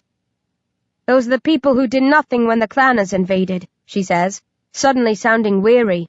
It's easy to deal with racist scum and traitors, but what do you do with people whose only real crime is cowardice? You can't hang them, I gasp. Her features harden. That's what I have to figure out. As she marches away, I stare at the rest of the angels with horror. Are we going to let this happen? How can we stop it? Carl asks glumly. There might be nothing to stop, Ashtat says. They might settle it amicably. And if they don't, I bark. Nobody says anything. They all look uneasy. Then Rage scratches the back of his head and scowls. Well, I guess we can either stay and watch the show, or head home early. What the hell? I yell. We're not human, he snaps. We rescued these people from the clanners and gave them back control of their town. Where they go from here is their business, not ours. We don't have any right to lay down the law for the living. We deal with our own, and they deal with theirs. We wouldn't let them come to County Hall and call the shots, so we can't dictate them here. It's their turf, their people, their kind. I stare at Rage miserably. But we can't just... We have to... What? Rage asks quietly. Fight Biddy Barry and her supporters? Kill them like we killed the clanners? Take the side of the neutrals over those who tried to stop the clan from doing whatever they wanted? That's our only option here, B. We're undead killing machines, not some diplomatic peace corps. I try to think of a response to that, but nothing comes to mind. I hate to admit it, but he's right. We're powerless now that the fighting has stopped. Just a bunch of living dead teenagers who can do nothing further to shape the destiny of the people we have saved. Okay, I croak. I'll keep out of it. Does that make you happy? No, Rage says glumly. This one time, I don't wish I was right at all. Then we trail after the mayor to watch events unfurl and find out if the living can be even more heartless and vengeful than the children of the damned. 8. It swiftly becomes apparent that the survivors who fought back are divided about those who stood by and let the KKK slice through the town at will. About 100 white people resisted. They're in control now, along with the 300 or so black or foreign residents who were rescued and released. Nobody made a case for the clanners or traitors. Pretty much everyone agreed that they should be hanged, but it's harder for the group to decide what to do with those who took a neutral stance. Neutrality is no excuse, an elderly man thunders. Those who stood by and did nothing are just as guilty as those who were rounding people up. But they didn't do anything wrong, a woman with 2 children argues. They were scared. Some roared encouragement, a black man growls. I saw a few of the bastards laughing and smiling. Maybe, the woman says, but many others were crying and shaking. Should we split them up? Another woman asks. Save those who were afraid, hang those who were approving. We can't punish a person just for smiling, someone else protests. The debate rages on. Biddy Barry listens silently, considering all arguments, letting everyone have their say. I do a rough head count of the people being held. I reckon there's 350 or thereabouts. Mostly men and women, but some children too. Adding them to the 400 or so judges, and those who were taken away on the trucks, I figure this town of 1,000 people must have lost about 200 souls to the clanners or zombies. As I'm counting, I spot Emma and Declan, the mother and son we escorted from London. They shouldn't be in there with the neutrals. They'd only just arrived. They didn't know anyone. The attack would have shocked them and left them with no idea who was on their side and who was against them. I want to call out to Emma, march across and drag her and Declan to safety, but when I catch Emma's eye, she looks away and wipes tears from her cheeks. It seems like she feels guilty, even if I don't think she should, and the other citizens of the town feel that way too. They're making no allowances. Finally, someone shouts for Biddy to give her opinion. Others take up the call, and all faces turn in her direction. She nods softly, and a hush falls over the crowd. Biddy looks around, measuring her words, then sighs. First things first. Does anyone want to punish the children? Nobody speaks up. Okay, Biddy yells to the people whose lives are on the line. Your kids can come to us. Whatever happens to the rest of you, they'll be safe. If you want to keep them with you, that's your right. We won't use force to take them. But in that case, they'll be subject to the same judgment as the rest of you. Choose now. There's a round of hushed conversation. Lots of children start to cry. Many of their parents sob too. A few scream for justice and mercy, but are quickly shushed by their companions. Most of those under guard look as guilty as Emma and seem prepared to accept whatever comes their way. Almost all of the children start moving across the square. Some are reluctant and are only stung into action when their parents roar or even hit them. They come weeping and trembling, gathering in a pitiful huddle, ignoring the attempts of the adults on our side of the divide to comfort them. Some of the parents hold on to their kids, unable or unwilling to release them. I think they're selfish, yet I pity them. It must be horrible to abandon your young and face the threat of execution in front of their innocent eyes. Declan is clinging to Emma. He's normally quiet as a mouse, but now he's shrieking. The sound of a siren's piercing wail, desperate to stay with his mother. Emma moans, pries her fingers loose, and passes him to an older boy, who drags the kicking Declan out of the crowd of ghostly-looking adults. Emma turns away and wails. I feel wretched. If we hadn't brought them here, they would have never had to face this. When all of the young have been sorted, Biddy addresses the crowd again. First, we have to ask ourselves whether this settlement can continue with so great a loss. Can, 400 odd of us hold New Kirkham? That won't be a problem, someone huffs. It'll mean more space, food, and water for the rest of us. Supplies aren't an issue, Biddy agrees. We can easily support 1,000 and more besides. But what happens if there's another attack, like today's? if enemies like the clan breach our defenses again. We might need the extra support." "That lot won't any help this time," a woman shouts. "What makes you think they'd fight in the future?" "Today caught us all off guard," Biddy mutters. "None of us expected an attack of this nature to be turned on by our own people. We're alert to the threat now. I think they'd show more courage next time." "I do not care about next time," an Indian man says. He's been holding a young boy in his arms. Now he raises the child, and I realize the boy is dead. "My son has been taken from me. Those people stood by and let it happen.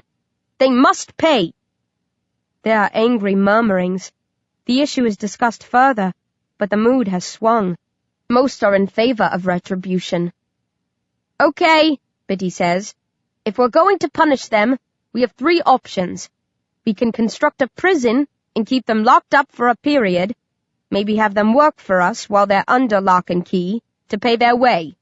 We can drive them into exile, or we can hang them." People start muttering and arguing, but Biddy raises her voice to silence them. "We could toss this back and forth for the rest of the night, and maybe that's what we'll end up doing. But let's have a show of hands first. Think hard for a minute, then vote. If we have a clear majority, we can save ourselves a lot of time." A hush falls again as people get their heads in order. Then Biddy calls for those in favor of imprisonment to show their support. Surprisingly, only 26 hands go up. "Exile?" Biddy asks, and a forest of hands is instantly raised. "Looks like we don't have to bother with the final option," she says, and I can see she's relieved. I am too. "It's not right," someone bellows. "They should be killed for what they did." "This is a democracy," Biddy thunders. "If you don't want to abide by the decision of the majority, you can join that lot by the wall." The challenger falls silent, and there are no subsequent outcries. "Okay," Biddy sniffs, calming down again. "We'll keep them here tonight, then release them in the morning. Where they go after that is none of our business, as long as they don't try to come back." "You're sending us to our death," a woman in the crowd of neutrals says.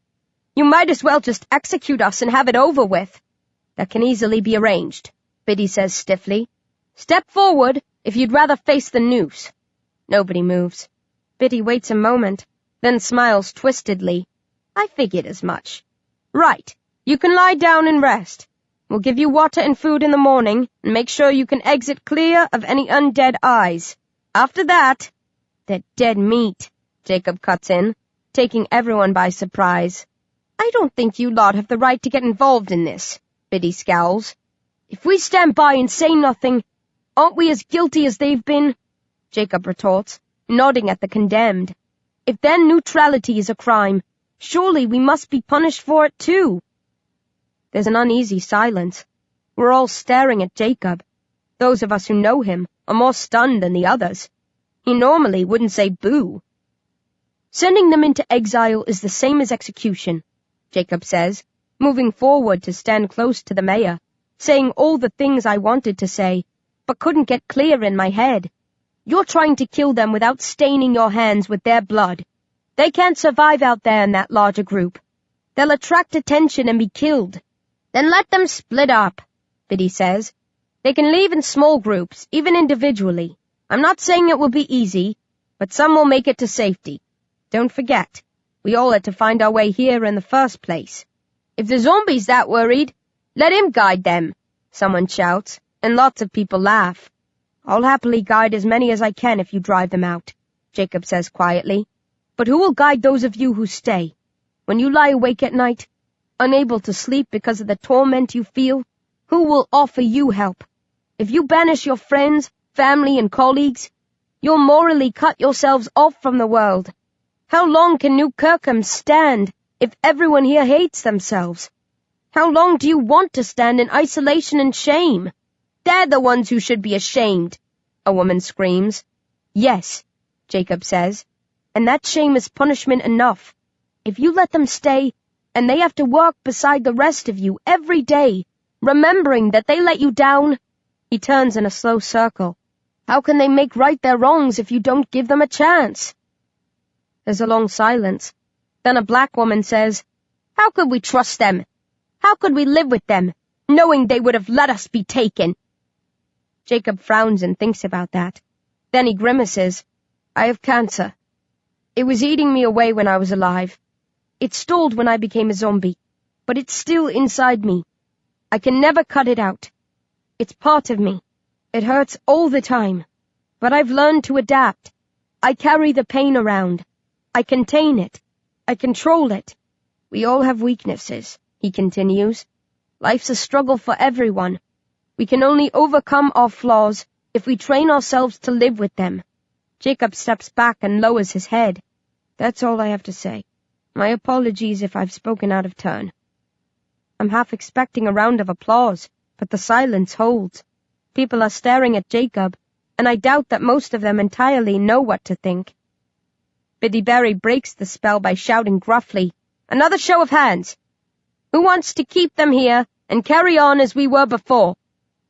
After a nervous pause, hands start going up, isolated at first, then a flood of them. It's not as big a majority as the pro-exile voters had a few minutes earlier, but it is a majority. "Seems like we've had a change of heart," Biddy chuckles. Her eyes narrow, and she studies Jacob intently. "But, as mayor of this lice-ridden hellhole of a town, I'm attaching a condition. If it isn't met, I'll push ahead with our original plan to exile the whole sorry lot of them." "What sort of a condition?" Jacob asks. "I want you to stay and serve as my deputy mayor," Biddy says, and if Jacob was capable of fainting with shock, he'd be out cold. 9. "What are you talking about?" Jacob splutters. He's not the only one who looks bewildered. The rest of us are all staring at Biddy Berry as if she's had a sudden mental breakdown. "I want you to be my number 2, she says pleasantly, as if it's no big thing. "You've got to be joking," Jacob says. "I don't live here." "You can move." "But I'm a zombie," he reminds her. "That's kind of obvious," she snorts. "You don't let zombies stay here. We're dangerous. We could infect one of you. Maybe set off a chain reaction that would wipe out the town." Biddy shrugs. What's life without a hint of danger to spice things up? As Jacob gapes at her, she faces the survivors of New Kirkham. "I'm shocked and sickened by what happened today. I thought we put the old hatreds and fears behind us. I didn't think anyone could be worried about color or religion at a time like this. I was wrong, and it's not often you'll hear me admitting that." There are some rueful chuckles. "We need to protect ourselves against those who would drag us back to the barbaric ways of the past. We're all equal here in New Kirkham. At least that's how I see it. And we have to make sure we keep sight of that." "How will taking in a zombie help us?" someone asks, glaring at Jacob. "It will remind us that we can never afford to be prejudiced," Biddy replies. "I don't know about you, but I'm mortified that it took one of the undead to help us find mercy in ourselves. I assumed I was morally superior to every type of zombie, but how wrong was I?" She points at Jacob and the rest of us. "When our lives were on the line, they risked all to help. They knew we mistrusted and disliked them, but that didn't deter them. I never thought of myself as being a racist," Biddy sighs. "But I see now that I was. I hated zombies, and that's no different than those creeps dangling above us. They hated blacks, Asians, Muslims. Ultimately, it boils down to the same thing, hatred of those who aren't the same as us." "It's not the same thing at all," an Asian woman growls. "I've had to deal with hate-mongers all my life, but I do deal with them. You can work around a racist, turn a blind eye to their insults, strike out if they push things too far. You can't do that with a zombie. If a racist hits me, I can hit back. But one scratch from that guy and I'm damned." "So we'll tread carefully around him," Biddy says. "It'll be good for us. It will drive home the fact that we need to be on our guard all the time, that we can't sail through life without paying attention to those around us." "I can't force this on you," Biddy tells the crowd. "This is a democracy. If you're not with me, you can vote me out. But if you want me to stay on as mayor, you'll have to accept Hell, I don't even know his name. She raises an eyebrow at Jacob. Jacob, Peg, he says weakly. If you want me, Jacob's part of the package, Biddy declares. I've always governed as I see fit, regardless of whether my policies are popular or not. That's paid off so far. So I'm hoping you'll trust me on this one, too.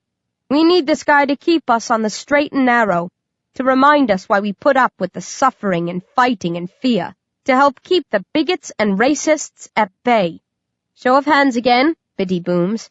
You're either for me or against me.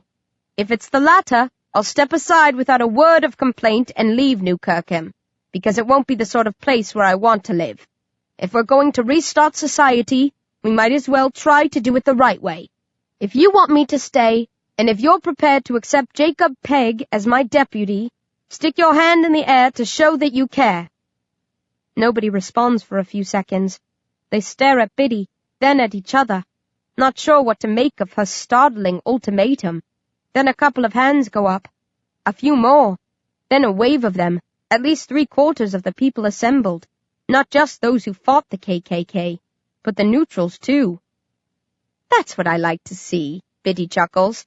People with their heads screwed on. So, Zom-B boy, it looks like you don't have a choice. I could refuse, Jacob says quietly. Just leave with the others and return to London. You could, Biddy nods. But if I'm any judge, based on that speech you gave, you won't. Jacob licks his lips. Old habits die hard. Then looks to the rest of us to see what we think. No point running this by us, Carl smiles. This is way over our heads. What will Dr. Oystein think if I don't return? Jacob asks. He'll be glad to be rid of your cancer-ridden carcass, Rage snorts. Ignore the big idiot, I growl, elbowing Rage in the ribs. The duck won't mind. He'll understand when we tell him how it happened. I think he will be proud of you, Ashtat says. I know that I certainly am. But don't feel under any pressure, I add. You don't owe them. If you don't want to do this, feel free to turn them down. You don't think the doc will see this as a dereliction of duty? Jacob asks. There are so many battles to be fought. Yeah, Shane grunts, but he's always said that we're fighting for people like this. If we get the better of Mr. Dowling, we'll hand power back to the living and let them rule the world again. I think the doc will be delighted if you help these guys hang on in there so that they can take over from us once we're done kicking arse. That was almost poetical, I murmur. Thanks, Shane grins. Almost. He shoots me the finger and laughs. Jacob thinks about it some more. I'll miss you guys if I stay, he whispers. We will miss you too, Ashtat says, and the rest of us mutter similar things, except for Rage, who rolls his eyes and makes a gagging gesture. We'll see you when we bring newcomers, Pierce says. We'll keep you up to date, Connell promises. Tell you everything that's going on back in County Hall. And you can always leave if you get sick of it here, Carl notes. You're not signing up for life, he chuckles. You're dead, so you can't. Jacob nods slowly, then faces Biddy Barry again. In that case, there's a condition of my own that you'll have to meet. Fire away, Biddy scowls, not sure what to expect. With a straight face, Jacob says, I'll only do it if I get a badge. I was a big fan of Westerns when I was alive, and I've always wanted a deputy sheriff's star. 10. We retire to a quiet corner of the square for the night, leaving Jacob and the humans to deal with the dead and start the job of getting their town back in order. The neutrals who have been spared exile slot sheepishly into place, parents like Emma gratefully reuniting with their children before wiping their tears away and buckling down to try to make good. Shortly before 11, Dan yawns. I never was much of a night bird, he says, and we have a big day ahead of us, so I'll wish you all sweet dreams. He blows us a kiss, rolls over and is asleep within minutes. That guy's unbelievable, Shane laughs. You've got to admire his guts. It's like he doesn't care that we're zombies. He'd care if he woke up to find us tickling him, I snarl. We pass the time resting and chatting. I feel agitated after the battle for New Kirkham, but I calm down as the hours slip by. I keep reminding myself that we did a good thing today, saved many lives, wrestled control of the town back from the Ku Klux Klan. It doesn't feel like a real victory because I failed to rescue Vinyl and the others, who were being held in the trucks that got away. But this is definitely one for our side. Hundreds of people are free tonight because we fought for what was right. Jacob comes to see us shortly before dawn. He still looks dazed. "Should we bow, your worship?" Rage smirks. "If you like," Jacob says with a thin smile, then sinks down next to us and shakes his head. I can't believe I let her talk me into this. It's madness. They'll never accept me as one of their own. I should sneak out with you guys. Dr. Oystein would not like that, Ashtat says. This is the first time that one of us has made a bridge of this sort. It could be the start of a new relationship between us and them. If things work out, maybe other communities will see the benefit of having an angel on their team. This could help draw the living and the undead closer together. Or it could backfire and drive us even further apart, raged Chortles. I'm glad I'm not in your shoes. As supportive and sympathetic as always, Jacob murmurs, then smiles at the rest of us. I meant what I said earlier. I'll miss you. You've been my family since I found my way to County Hall. Things won't be the same without you. Are you going to be okay by yourself? Pierce asks. One of us can stay with you if you want, Connell says. Thanks, but I'll be fine, Jacob says. They were going to send the brains from the corpses back with you guys, but you need to move swiftly and such a load would slow you down. So they're going to freeze and store most of them here for the time being, meaning I won't go hungry. Maybe you will fatten up now, Ashtat grins. Jacob doesn't have to reply. He knows she's joking. None of us can ever bulk up or slim down. Those days are long behind us. Is there anything you want us to bring the next time we come? Pierce asks. No, Jacob says. Nothing there really mattered to me, except you lot. Pass me the barf bag, Rage groans, but we ignore him. We spend a pleasant hour talking with Jacob, the world growing lighter around us, then get ready to depart.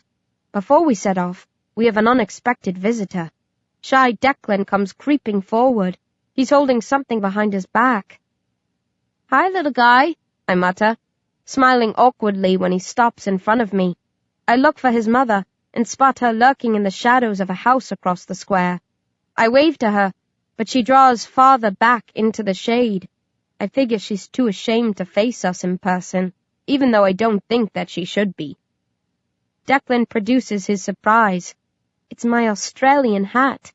I cast it aside before we went into battle yesterday. How did you find that? I yelp with delight. I start to reach for it, then remember that I have to be careful. Can you place it on the ground, please? Declan does as I ask, then takes a step back, giving me room to safely pick up the hat. I settle it on my head and grin at the others. How do I look? Like the world's dumbest explorer? Rage huffs. Bite me, I laugh. I love this hat. I've had it since before I came to County Hall. Thank you, Declan. This means a lot to me. Declan nods, beaming, and turns to rejoin his mother. Then he looks back at us. His eyes are solemn as he gulps and says in a soft, creaky voice, Thanks. As I stare at him, with a lump in my throat, he smiles quickly, then races over to where Emma is waiting. A cute kid, Pierce says. Yeah, I whisper. Then, scowling at myself for being a sap, I slip back into my normal mode and shout at the sleeping creep behind us. Hey, child catcher! Wakey, wakey! Dan rolls toward us and opens an eye. Morning already? Time slips by so fast. He stands, stretches, then undoes his fly and pees in open view of us all. Gross, Carl gags. That's not something I need to see this early in the day, he mutters. You are disgusting, Ashtat snarls, turning her back on him. Ah, Rage says nostalgically. That brings back happy memories. I miss my first whiz of the day. What? Dan smirks as he tucks himself away. It's not like anyone who matters is present. I don't care what I do in front of a pack of walking corpses. Come on, Pierce says. We've a long way to go, and a lot of ground to cover. Let's not waste any more time. Unless you plan to follow that up with a poo. Dan blinks. Hardly. Some acts are never to be shared, even with the undead. Then he catches sight of someone passing and shouts out, Mayor Barry, a moment of your time, please. Biddy Barry stops and waits for Dan to waddle over to her. What do you want, worm? We found ourselves in a heated situation yesterday, Dan simpers. Harsh words were exchanged. I wanted to have a quick discussion now that everyone has calmed down. I'm not in a discussing mood, Biddy rumbles. If you've something to say, spit it out quick. Very well, Dan says cheerfully. You know who I am. A child-killing creep, Biddy grunts. An incredibly powerful, influential child-killing creep, Dan corrects her with a smug chuckle. I've no heartfelt interest in the Ku Klux Klan. I was using them because they could deliver the children I required. It doesn't bother me in the slightest that you've hanged so many of them. In fact, I admire the no-nonsense way you people went about your work. Thanks, Biddy says with mock sweetness. That means so much to me. What I'm trying to say, Dan murmurs, is we don't have to be enemies. We could do business together. What sort of business? Biddy frowns. For a start, I could return your people, the ones who were taken.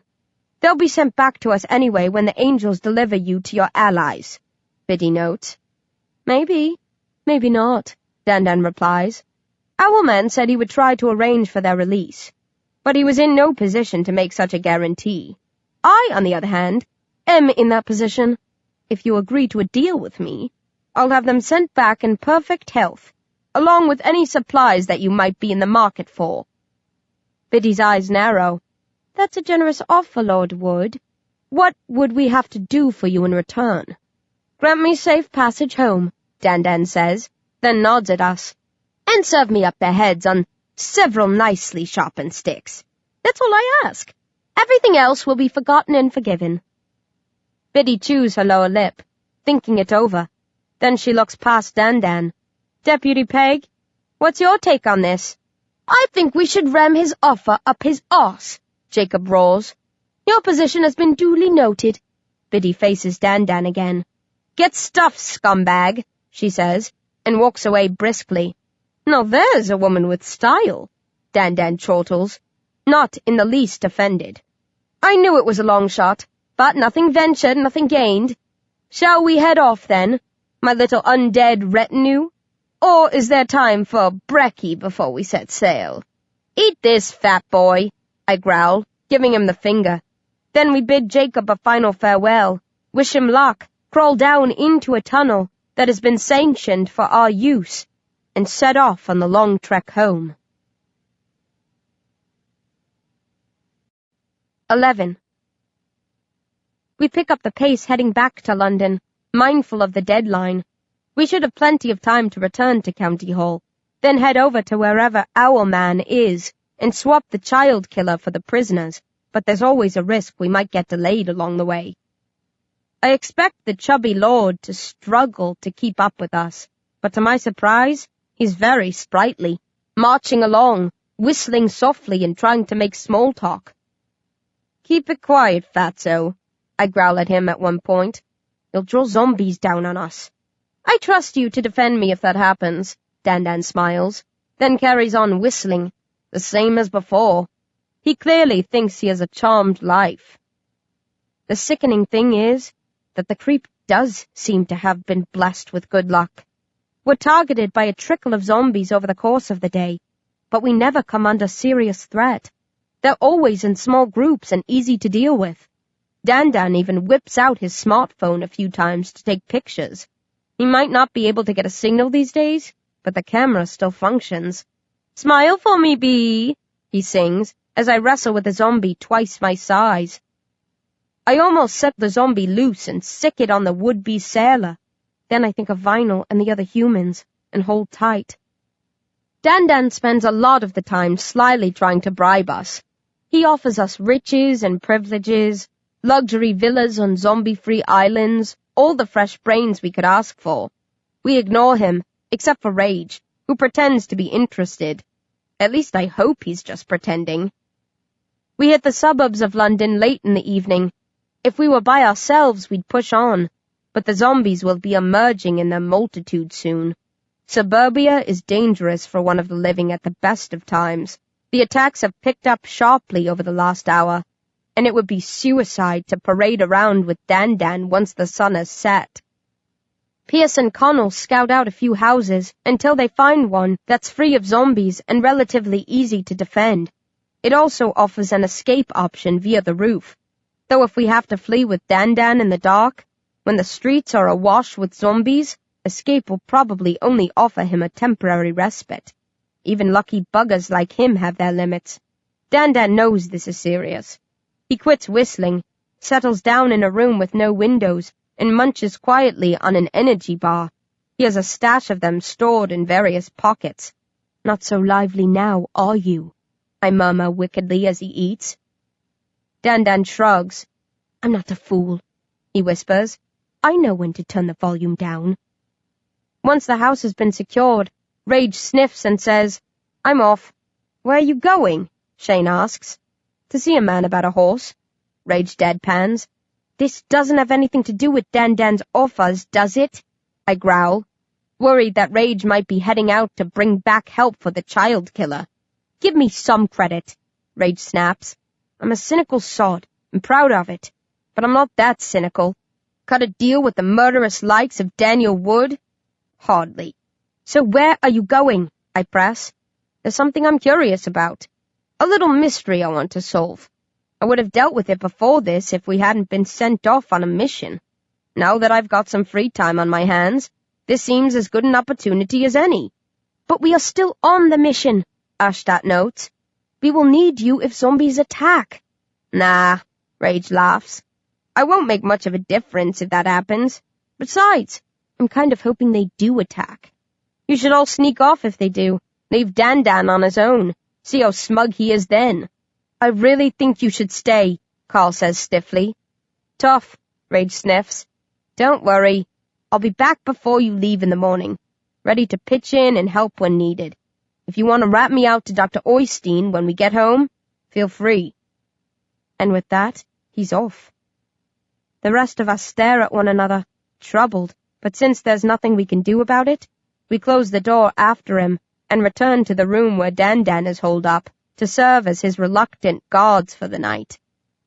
Dan spends the next few hours dangling more bribes in front of us. I don't think he expects us to accept, and we could tell him to shut up, but we're amused by what he comes up with, and the way he tries to sell himself. Dan is smooth as silk. I have to keep reminding myself that he's a vile piece of filth in order to stop myself from starting to like the guy.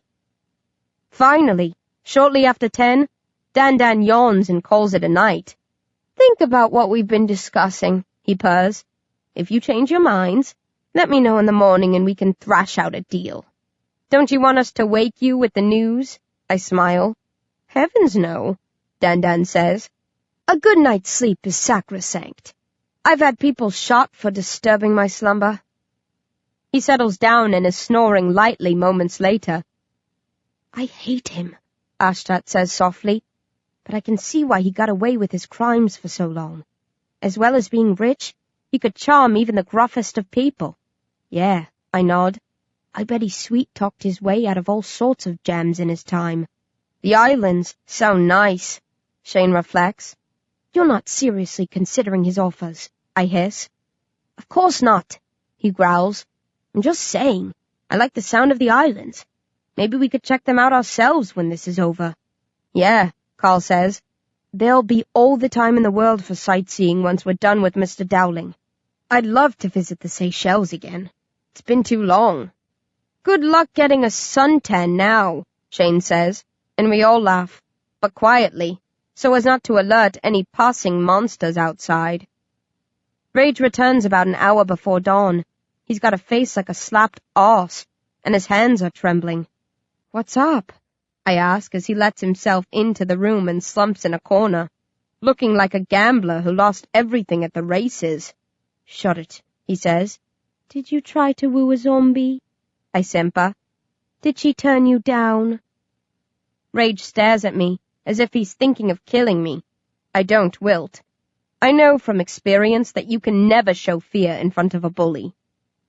"What's wrong?" Shane asks quietly, concerned about his friend.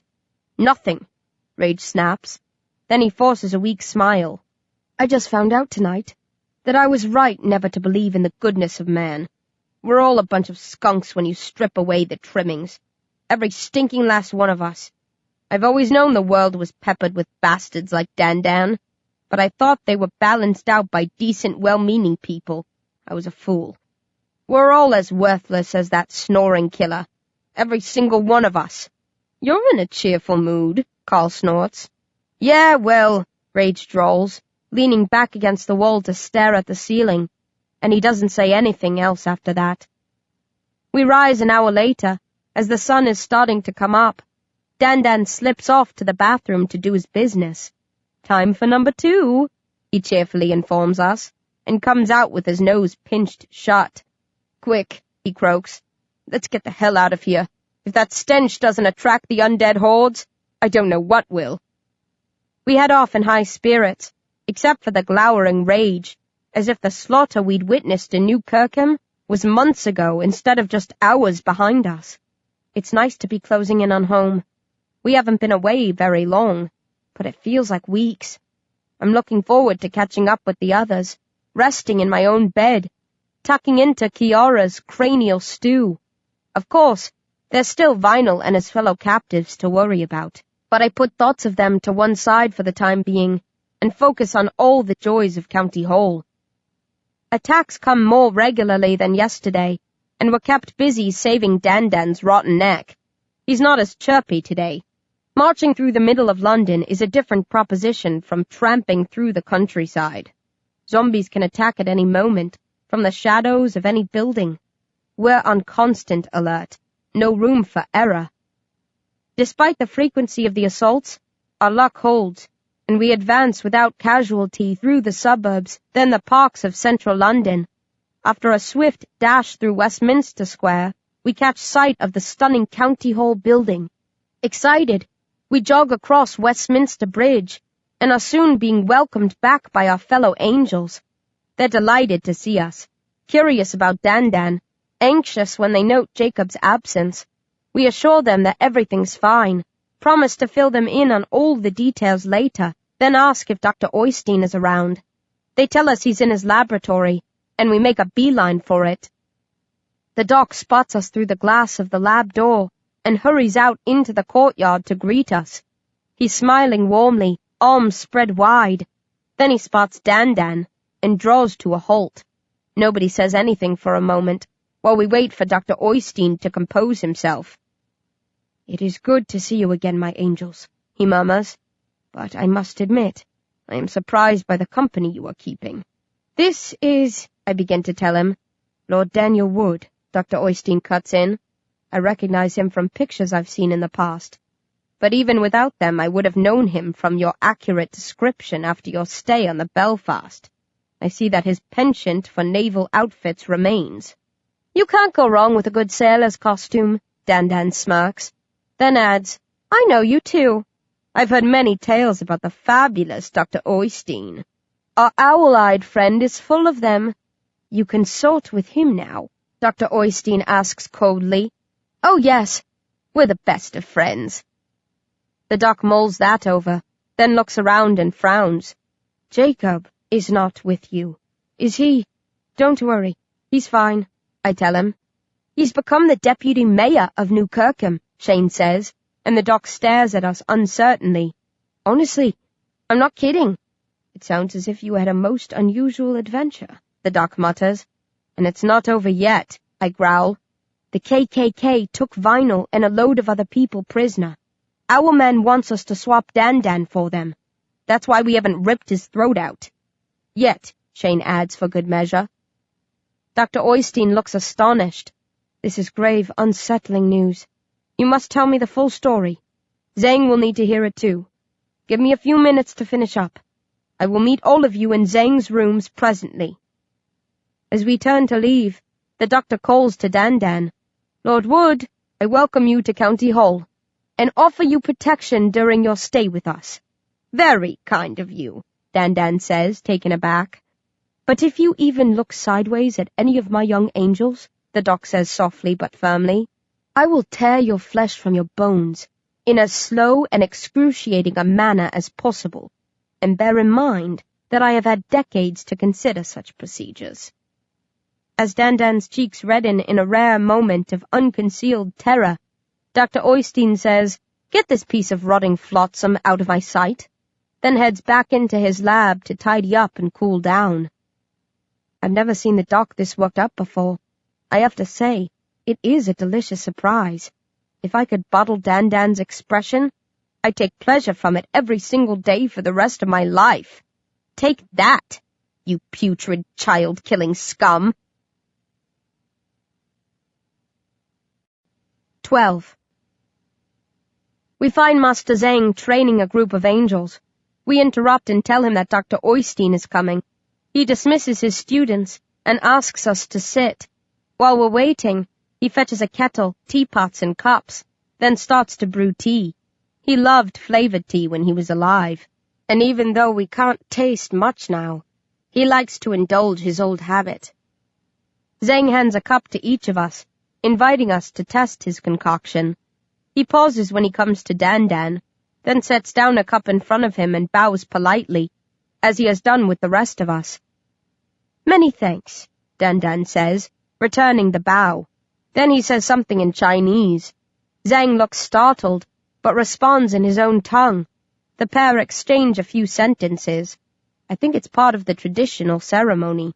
Then Dan bows again, picks up the cup and sips. "Delicious," he sighs happily. "This brings back many sweet memories. I suppose China was one of your stomping grounds in the bad old days?" I sneer. "As I told you, I was a global traveler," Dan beams, sipping the tea again. "But I must admit, I spent more time in the Far East than elsewhere. I found their lack of hypocrisy refreshing." "You're saying we're hypocrites because we despise you?" Carl snorts. "No," Dan says. "You upstanding young ladies and gentlemen have ignored my bribes and promises of rewards if you set me free. I respect you for that. I can understand your reasons for not wanting to do business with a rogue like me. There were many people who shared your view and had nothing to do with me in the past. I never had a problem with that. If you'll pardon the pun, I know I'm not everyone's cup of tea. But there were others who were willing to overlook what I got up to in my spare time. You'd be shocked by the number of politicians, police officers, judges, lawyers, and journalists who were happy to take my money and look the other way when I was plucking my darlings from the streets and slitting their tender throats. Now, if they'd left it at that, I wouldn't have had a bad word said about them. But many were two-faced. They gladly accepted my bribes, but spoke ill of me behind my back and in public, as if they were better than me. That wasn't the case with my Far Eastern contacts. If they chose to deal with me, they accepted that they were as culpable as I was. If you do business with a depraved beast, as many regard me, although of course I don't share their warped view, you'll automatically lower yourself to that level. My Eastern friends didn't have the airs and graces of their Western counterparts. I tell you, children, I'm guilty of many sins, but I think hypocrisy is the worst of all. And of that, I am innocent. We start to argue with him, but before we get very far, Dr. Oystein appears and silence falls. He accepts a cup of tea from Master Zhang, but doesn't drink any of it. He's staring at Dan, looking angrier, but at the same time more troubled than I've ever seen him. "Tell me what happened," he finally says, and we fill him in on all the twists of our mission, connecting with Vinyl and the survivors in Hammersmith, making it to New Kirkham, spotting Owlman and the Ku Klux Klan on our way back. We tell him how we returned to the town and fought. I describe my pursuit of the trucks and my run-in with Owlman. I expect him to comment on that, but he says nothing. We finish with Jacob staying on at Biddy Barry's invitation to serve as her deputy. Extraordinary, Dr. Oystein murmurs, his first word since he asked for our story. Jacob will be a fine ambassador. This could be the beginning of a vital new phase for us. This is what I said, Ashtat beams. But, as for everything else, Dr. Oystein's face clouds over again. He shares a questioning glance with Master Zhang. Our mentor hesitates, then nods.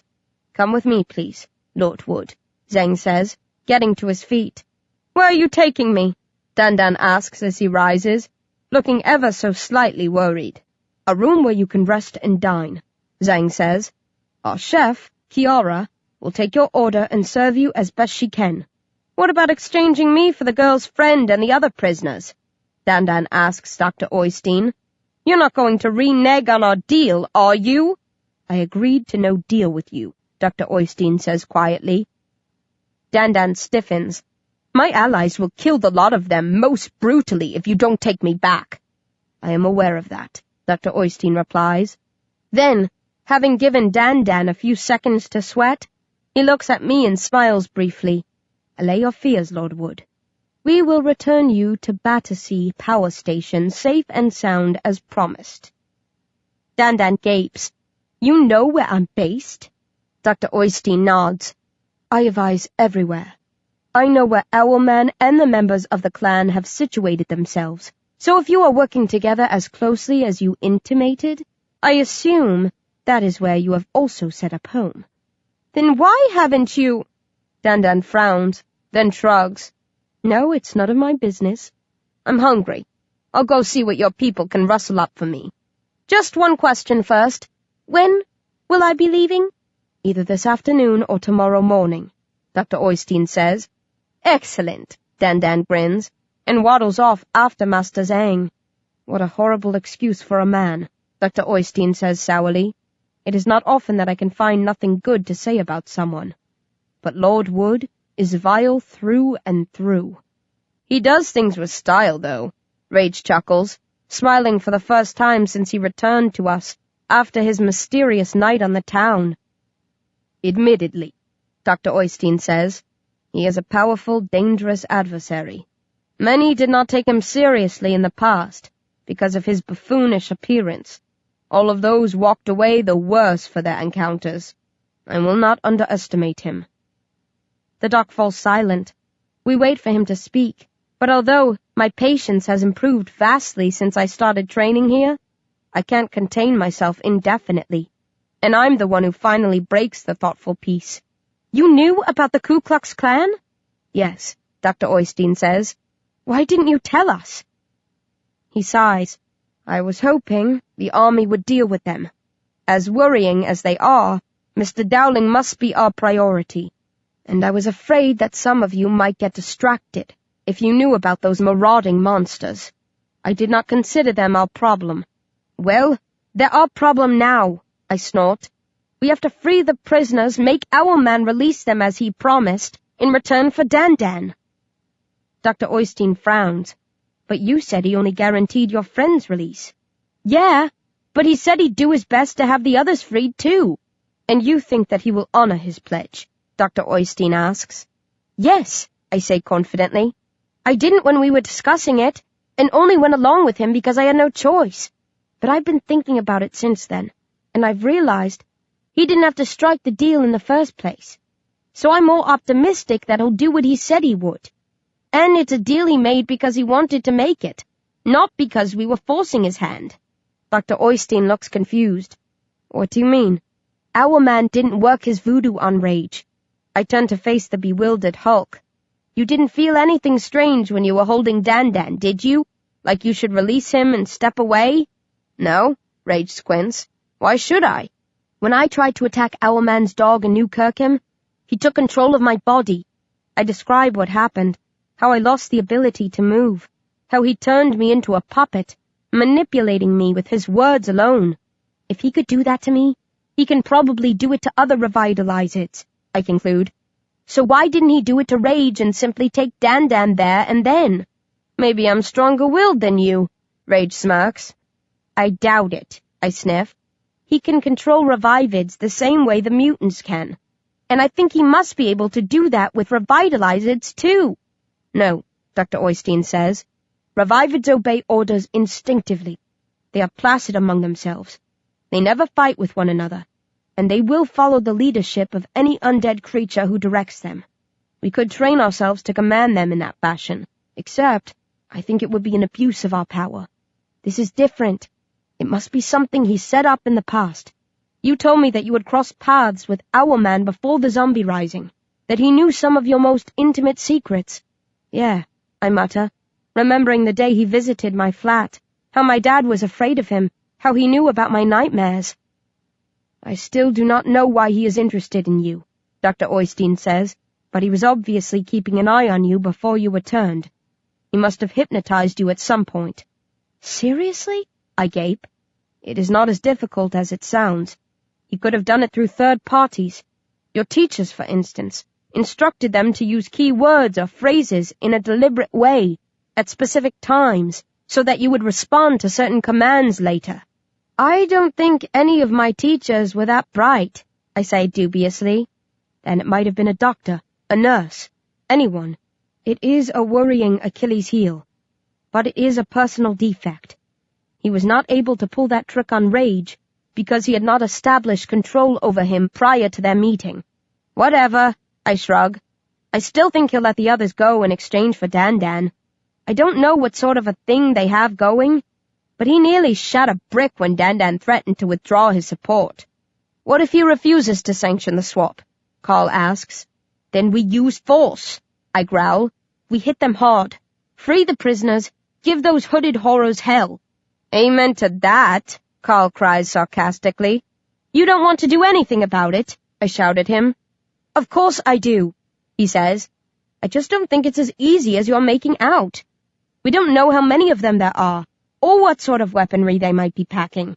We can't just storm in, knock them about, and trot back home victoriously. You did it when you rescued me from the HMS Belfast, I remind him. That was different. Barnes gave us the inside scoop, told us how many guards were on board, helped us distract them. We knew what we were getting into. This time, we don't. But we know they're in Battersea Power Station, Shane says. That's a massive place. They can't have covered every angle, no matter how careful they've been. If they won't release all the prisoners, we can scout it out, find a weak spot, then hit them when they least expect it. No, Dr. Oystein says before I can respond. He pauses. Master Zhang is returning. The doc waits until he's comfortably seated again, then continues. We cannot take any action against these people at the moment. Why not? I thunder. You raided the HMS Belfast to help me. Are you saying the people of New Kirkham aren't as important as I was? This is more complicated, he sighs. We are now dealing with an element that we must be wary of. We cannot wade in as we could anywhere else. Why the hell not? I shout, losing my temper. Dr. Oystein runs a hand through his thin, brown, graying hair. To answer that question, he says glumly, I will have to share secrets with you, which I have so far withheld from my angels. He checks with Master Zhang again. Our mentor gives no indication of what he might be thinking, then makes up his mind. Yes, it is time. Time for what? I groan, hating the intrigue. But the doc stuns me into silence with his next softly delivered line. It is time, he whispers, to tell you about Owlman and the terrible link that we share. 13. His real name, if it matters, is Tom White, Dr. Oystein says. For some reason, he never liked that. He felt it was too ordinary. He used to make up exotic-sounding names for himself. His favorite was Zachary. He calls his dog Zacharias, which is similar, I note. He has a dog, Dr. Oystein asks, and I tell him about the mutant sheepdog. How strange. He experimented on animals in the past, but I thought he had moved on from that. Perhaps he simply felt the need for a pet. God knows he is a lonely soul. Anyway, Tom White was recommended to me by a contact in Cambridge. I was told he was an extraordinary young scientist with similar interests to my own. An interview was arranged. Apart from the oddity of him insisting I refer to him as Zachary, we got along splendidly. He was bright, warm, amusing. He was clearly a genius, so I would have invited him to join my team regardless of his personality. But I also felt that we could become friends. They became very close friends in the end. Dr. Oystein describes their work together, the tests they conducted, the breakthroughs they made in their quest to counteract the Zom-B gene. Zachary became Dr. Oystein's most trusted and valuable assistant. He helped the doctor develop the vaccine that allowed me and the other angels to revitalize. I had been working on it for a long time, without making much progress, Dr. Oystein says. With Zachary's help, I made huge strides within a few years. Zachary was never happy with the finished, unstable vaccine. He kept trying to refine it, to rid it of its destructive elements, so that it could be given to every living human. Of course, I was disturbed by its instability as well, Dr. Oystein says, but I was more of a realist than Zachary. He pauses. Or perhaps I was simply more inhuman. Zachary wanted to wait until they had perfected the vaccine before they tested it on living subjects. Dr. Oystein ignored his assistant's wishes and pushed ahead with the program. He had no idea when the Zom-B virus would break out and sweep the globe. He only knew that time was against them, and he was determined to fight back with whatever tools they had at their disposal, every step of the way. The pair of friends argued fiercely about it. Dr. Oystein knew that thousands of lives would be wasted, and to him that was an acceptable loss. He would grieve for every person that was sacrificed, but he was prepared to accept the grief and the guilt. It weighed heavier on Zachary's mind. The doc sighs. He went along with my instructions reluctantly, but in retrospect I think he should have stepped aside. It hit him hard and changed him. I was too caught up in our studies to notice. By the time I realized that something had radically altered in him, it was too late. The vaccine wasn't their sole hope of defeating the Zom-B hordes. It was their holy grail. If they had been able to fine-tune it, they could have vaccinated the entire population and stopped the Zom-B apocalypse before it could start, but not their only weapon. So, while they pressed on with refining the vaccine, they also focused on how they would cope if the era of the living dead came to pass. They worked hard on a virus that would attack the brains of the undead, one that could spread as swiftly as the Zom-B gene would, a virus designed to drop every reanimated corpse in its tracks. It would be the ultimate in chemical warfare, a way of wiping out their enemies in one fell swoop. It's a pity you didn't get anywhere with that, Carl says. We could end this here and now if you had. It would kill us too, Shane notes. Carl shrugs. We've all got to go sometime. Dr. Oystein says nothing. He shares another troubled look with Master Zhang, who nods slightly and says, They succeeded. The virus exists. There's a shocked silence. We stare at Master Zhang, then at Dr. Oystein. I do not understand, Ashtat frowns. You're saying you have a virus that can kill every zombie? I bark. Yes, Dr. Oystein says. I call it Clemens 13, after the woman my brother was married to, and her year of birth. He smiles. Strange that I cannot remember my own birthday, but I have never forgotten hers or my wife's. Clemens 13 is a dark red liquid. It is so potent that one vial is all we would need to release. Within a couple of weeks, it would have cloned itself endlessly and spread to every last corner of the world, penetrating even the most otherwise impenetrable of bunkers.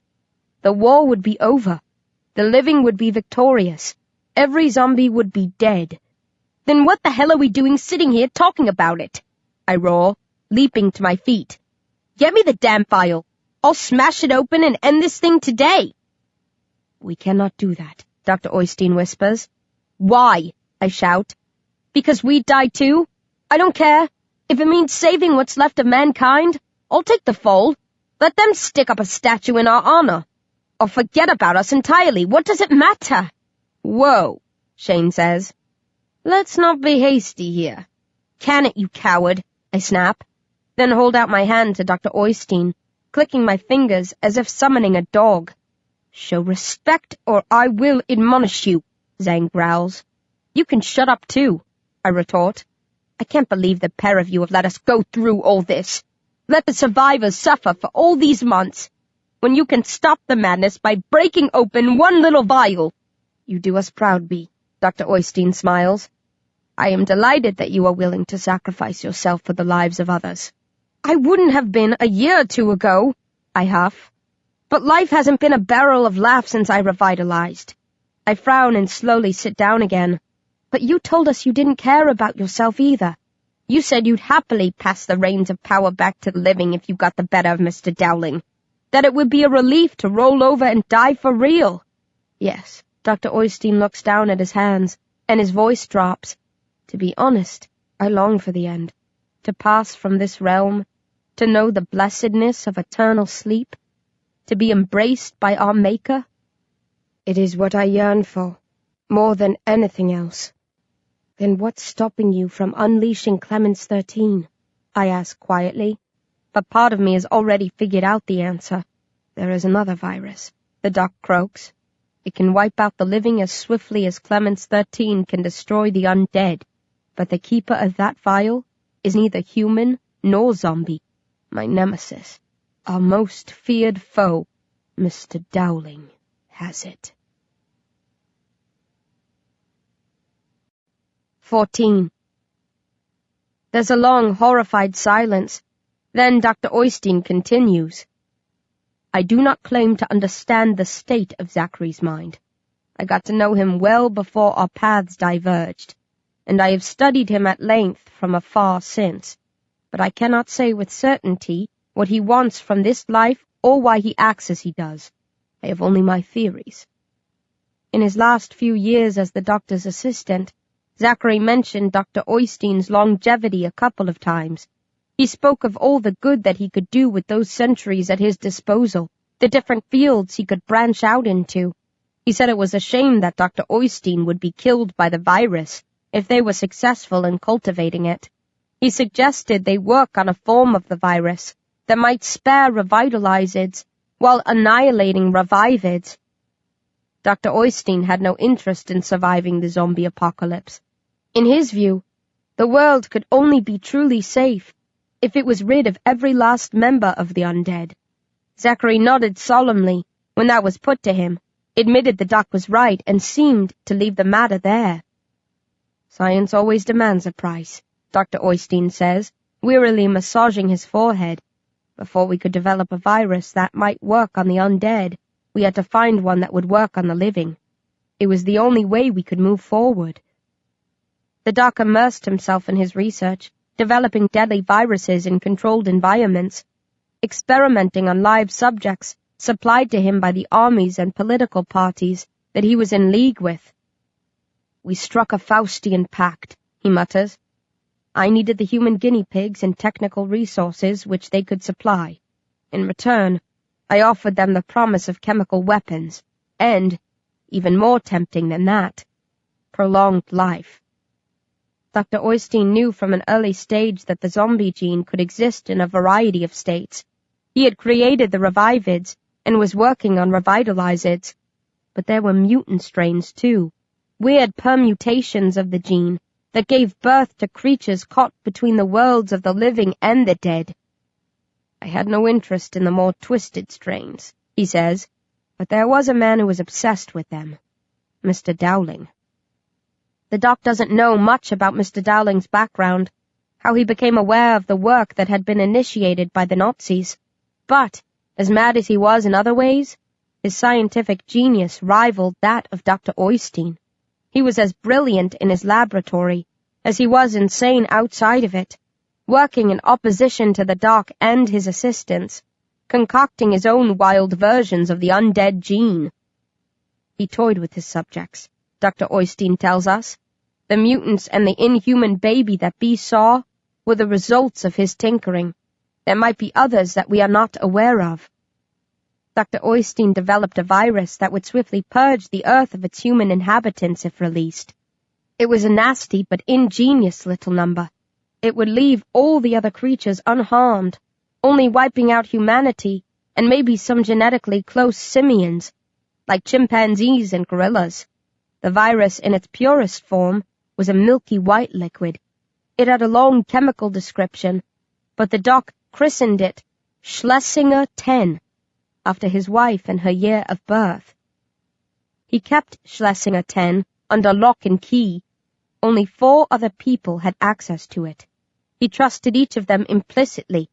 They were family as far as he was concerned. Zachary was one of the 4. The doc thinks that Zachary became fixated on cheating death. He might have been nobly motivated to begin with, live longer in order to help mankind, but things got warped inside his head somewhere along the way. The virus was a threat to his plans. When Dr. Oystein produced Schlesinger 10, Zachary knew it was only a matter of time before it was adapted to work on zombies. When that happened, the doctor would safely dispose of his samples of Schlesinger 10, then unleash the zombie-destroying virus when the war between the living and the undead began. Putting the pieces together after the fact, the doc goes on, I realized that Zachary must have initiated contact with Mr. Dowling around that time. Or perhaps Mr. Dowling approached him. Either way, they struck a deal, and Mr. Dowling injected Zachary with a unique mutant strain. It allows Zachary to live normally for most intents and purposes, with a heartbeat and functioning internal organs, yet to age slowly. From what I have seen, he does not age as slowly as us, so I do not think he will live as long, but he has extended his lifespan by several centuries at least. Is the injection why his eyes are so large? I ask. Dr. Oystein nods. They were big before, but nowhere near as owl-like as they are now. The pot-belly was another side effect.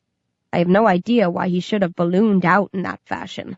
I think it took Zachary by surprise, too. He was always rather proud of his slim physique.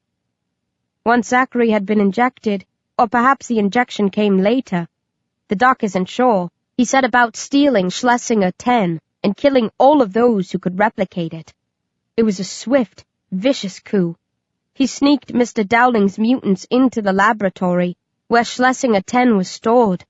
Other mutants targeted Dr. Oystein and the 3 colleagues of his who had worked directly on the virus. The mutants killed my assistants, the doc moans, the horror of the loss still reflected in his expression all these years later. I should have been executed too. They caught me by surprise. Zachary had granted them access to my living quarters, where I was normally alone. So, what happened? I ask when the doc doesn't continue. Did you find your inner warrior and give them the licking of a lifetime? Tea, Master Zhang answers quietly. He was saved by my fondness for tea. The doc felt weary that night. Zhang spotted him on his way to his room. He looked as if he was about to keel over with exhaustion. Zhang offered to make tea for him. He thought the process of brewing and sipping tea would help him relax. Dr. Oystein almost never invited anyone back to his room, which was what Zachary had been relying on. But the doc appreciated the offer of company that night and let Zhang come with his pot and cups. I was more than the doctor's assailants had bargained for, Zhang says. They came prepared for a man of peace. I was an unexpected added ingredient. Zhang fought like a tiger, the doc's description, and disabled the 6 mutants who had been assigned the task of killing Zachary's primary target. The pair raced to the lab and sounded the alarm, but their foes had already struck and retreated, and Zachary had taken the vial of Schlesinger 10 with him, along with all of the notes relating to it. The paperwork was nothing. Dr. Oystein sniffs. I was able to reproduce the virus within weeks, but he gave the sample which he had taken to Mr. Dowling, and that changed everything. Why didn't the clown use it straight away, before you developed the zombie-killing version? I frown. I'm not sure, the doc says. Perhaps he wanted to conduct more experiments on the living before he disposed of them. Once the virus is released, there can be no going back. Anybody would be wary of opening such a Pandora's box. even one as mentally unhinged as Mr. Dowling. But he will open it, if we force his hand by directly attacking him or Zachary. Zhang says, this is why we cannot target Battersea Power Station. Zachary and Mr. Dowling are thick as thieves, Dr. Oystein says. So we have had to deal with my ex-assistant very carefully since he betrayed us. If we struck at his base, Mr. Dowling might retaliate by opening his vial of Schlesinger 10. He wouldn't dare, I mutter. Even if you didn't release your virus, zombies can't reproduce. They'd all die off within a couple of 1,000 years. You'd be the king of a doomed kingdom. You are forgetting about the babies, Dr. Oystein murmurs, and I feel a chill race up and down my spine. The babies in your dreams, and the one you saw in real life. We think they have been developed to provide Mr. Dowling with fresh subjects in the centuries to come. They are mutant clones, and, if we are right, Mr. Dowling is setting them up to become the populace of the future. The only thing stopping Mr. Dowling from wiping out mankind is that he knows I would retaliate with Clemens 13, which I perfected a few years after Zachary betrayed me. As things stand, we are deadlocked.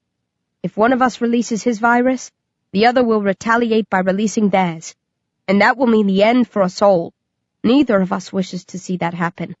But if we stood poised to kill Zachary or Mr. Dowling, he would almost certainly unleash the hellish harpies of Schlesinger 10 that are his to command, so that our victory would be a short-lived affair. We cannot risk it, B, he finishes softly. That is why, if their captors refuse to release the prisoners, we can do no more than swap Dandan for your friend. The others, not just those from New Kirkham, but the hundreds or thousands who have been taken from other towns, are beyond our help. Our hands are tied. I wish with all my heart that it was not so, but... The doc shrugs miserably, a simple gesture of defeat and dismay, and I know in that moment that unless I can convince Owlman to set the others free, and the more I think about it, the less chance there seems to be that he will, then all of those poor souls are damned. 15. We're a glum lot when the doc finishes. Nobody says anything for ages. Rage is the only one who doesn't look desolate. He's smiling away to himself, as if this is all one big joke. Does this mean our hands will always be tied? Carl finally asks. I thought we were going to tackle Mr. Dowling one day. Are you saying we can never do that? Dr. Oystein sighs. Never is a very long time. I do not know where Mr. Dowling stores his vial of Schlesinger 10. Perhaps he carries it around with him, or maybe he keeps it somewhere safe. If we find out, we can devise a plan of action, and either launch a raid or set out to incapacitate Mr. Dowling. Or maybe one of his mutants, or Zachary, will turn on him and kill him for us.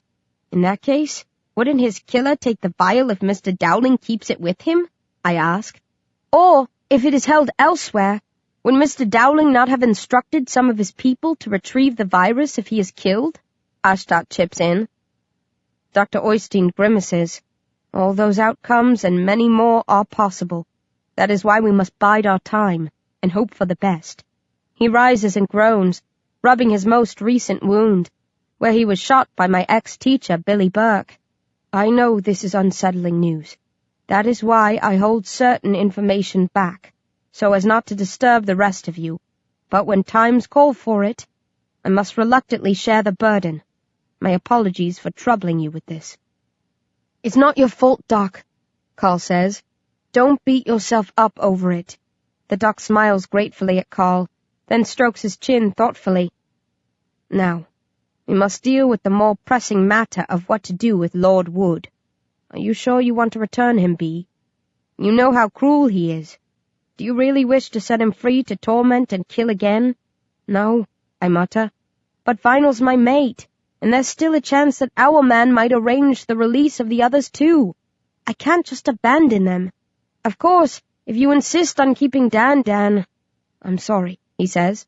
I will not force you to obey me. I was not the one who risked all in pursuit of the trucks, or who took Daniel captive. He is your prisoner, not mine. You have earned the right to do with him as you see fit. Actually, I was the one who captured him, Rage sniffs. But I'm happy to leave this to Becky.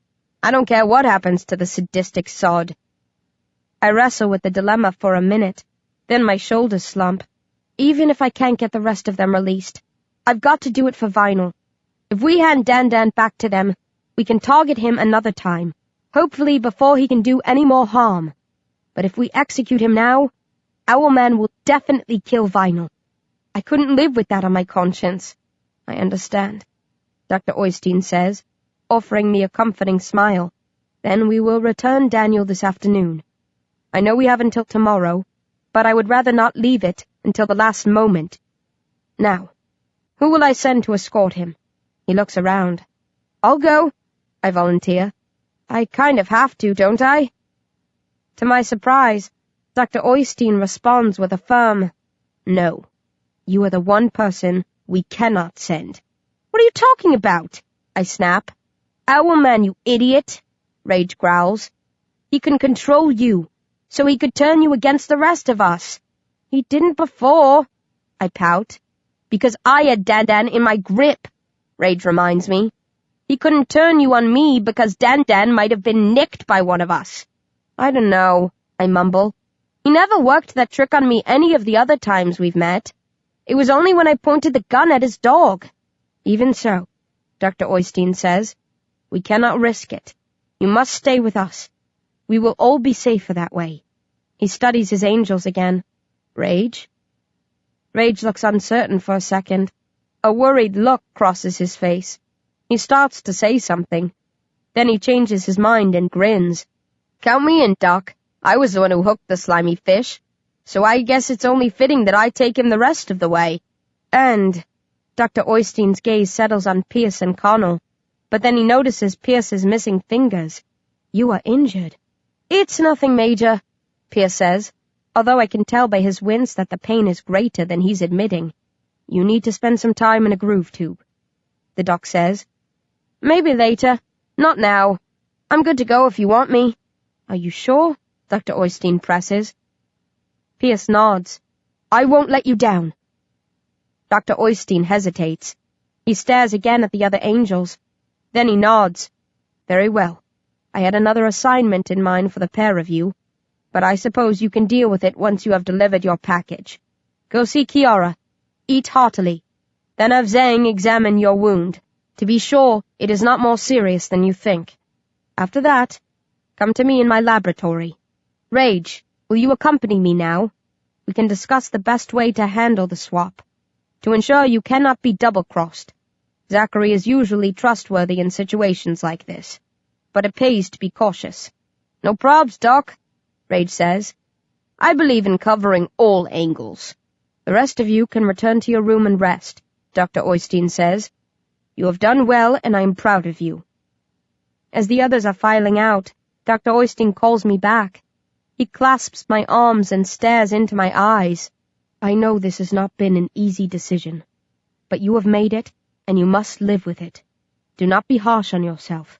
As you noted, we will hopefully get another chance to bring Lord Wood to justice later. I nod glumly, then look questioningly at the ancient scientist. Am I doing the right thing? Should I have sacrificed Vinyl for the greater good? The doc cocks his head. There is no sure answer to that. In your position, I would not have let Daniel leave, even if the other prisoners were a confirmed part of the equation. More lives will be lost once we return him. But as I said earlier, sacrifices are inevitable in this ghastly, grisly war. We cannot save everyone, so we are forced to choose who to spare and who to let perish. I deliberately vaccinated hundreds of thousands of children, aware that the vast majority would die horribly in order to produce a team of angels. I cannot provide you with a moral compass, he says hollowly, because I lost my own many decades ago. We do what we think is right. After that, we can only pray that we choose the correct path, and hope our Maker will forgive us if we err. If it is any consolation, he adds in a whisper, I have done far worse than you ever will. Then he squeezes my shoulders. the only comfort he can offer, and leaves me to brood over whether or not a damned wretch like me has the right to bother the Almighty with her prayers. 16. In the end, I don't pray, but I do a hell of a lot of brooding. At first, I wander the corridors of County Hall, trying to get my head straight, to reassure myself that I'm making the right choice, but I keep bumping into angels who want to know how our mission went. The distractions annoy me. There are loads of places in County Hall where I could go to get away from everyone, but for some reason, I'm drawn to one in particular. I have to ask a couple of angels to find out where he is, and then it takes me a while to locate it. But eventually, I'm sitting in a small room with no windows, a bed, a tray of dried-out scraps of brain, and my old teacher, Billy Burke. Mr. Dowling got his hands on Burke and messed with his mind. The clown sent him to kill Dr. Oystein. To protect the doc, I had to disarm my ex-teacher. I wounded him during the process, and he was infected. Chalk up another 1 for Team Zom-B. Burke asked to be vaccinated when he was human. Very few adults respond to the vaccination, but he liked to think there would be some sliver of hope. He could be restored if he was turned. I wanted to kill him when he became a zombie. I hate the thought of him shuffling around in this drooling state, but felt I owed him the chance that he'd requested. So we kept him alive and imprisoned him, so that he wouldn't run after Kiara or Riley, or any of the other humans who occasionally stay with us. Buck doesn't recognize me when I unlock the door and slip into his cell. He must have fed recently, because he's smiling softly, standing by the bed, rubbing his stomach. He barely even zones in long enough to check that I'm not a member of the living. Then his gaze goes distant again. The bedsheets are ruffled, but I doubt he lies down too often. Zombies have to shelter from the sun every day, but usually they squat or lean against a wall when they're at rest. Some lie down out of dimly remembered habit, but most have forgotten that beds are for relaxing. I wouldn't have bothered putting one in the cell, but Dr. Oystein likes to treat everyone with dignity. I bet neither of us thought it would end like this back when we were teacher and student, I murmur, staring sadly at the blank-faced, empty vessel of a man. What a mess. I think again about what Dr. Oystein told us. As if Mr. Dowling, mutants and zombies weren't enough. Now we've got to add Schlesinger 10 to our list of obstacles to overcome. And maybe there are even grimmer secrets that the doc hasn't told us about yet. I can appreciate that he wants to break the bad news to us gradually, but I'd rather have it all out in the open. I don't think anything is scarier than the threats you aren't aware of. I wish I could discuss this with you, I tell the disinterested zombie. You were always straight up with me. You helped me see things clearly when I wasn't sure of them myself. I frown and think back to some of our conversations. Buck warned me not to follow my racist, bullying dad's example, not to let my angry father do as he liked, without challenging him. In class, he would encourage us to listen to ourselves before anyone else, not to automatically trust politicians, teachers, or our parents. If we saw an injustice, we should act on it, regardless of what anyone else told us. You wouldn't have let Dan go, I mutter, but I can't believe you'd have given up on Vinyl and the rest of the prisoners either. Is there something else I can offer Owlman? Maybe trade myself for them? Owlman is interested in me for some dark, twisted reason, but he was prepared to let Dan kill me in order to keep the powerful child catcher on his side. I can't see why he would have changed his mind about that overnight. Dan seems to be more valuable to him than I am. Offer him Dr. Oystein's head on a plate? I dismiss the idea before it fully forms. I'm sure Owlman would jump at that, but I wouldn't give up the doc for anything. No matter what way I look at it, I can't see an alternative. So I come at the problem from a different angle. Is there a way to make the swap and then kill Dan? My eyes narrow. I'm not sure how they'll arrange the trade. That's what Dr. Oystein is discussing with Rage. But I'm guessing they'll have to do it in a way that guarantees the safety of both Vinyl and the others if they can persuade Owlman to add them to the deal, and Dan. In movies, where spies are swapped, they're sometimes released to walk past one another, with snipers on both sides keeping the pair in sight the whole way. If one of them is harmed, the others can retaliate instantly. That won't work in this case, since only Dan's mob will have guns. Maybe one of the angels will advance with Dan, finger to his throat, acting as a virtual rifle. It would be risky. I can't see why they'd let the revitalized walk away once he releases Dan. They could simply shoot him. Maybe have someone else return with the angel. Someone valuable to them. Just not as valuable as Dan, for that person to be released once the angel's in the clear.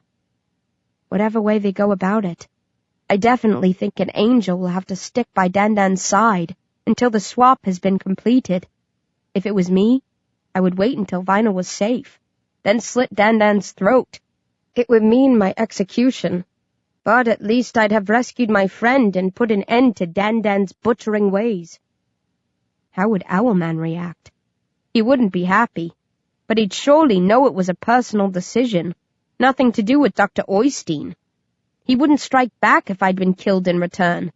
An eye for an eye, a zombie for a child killer.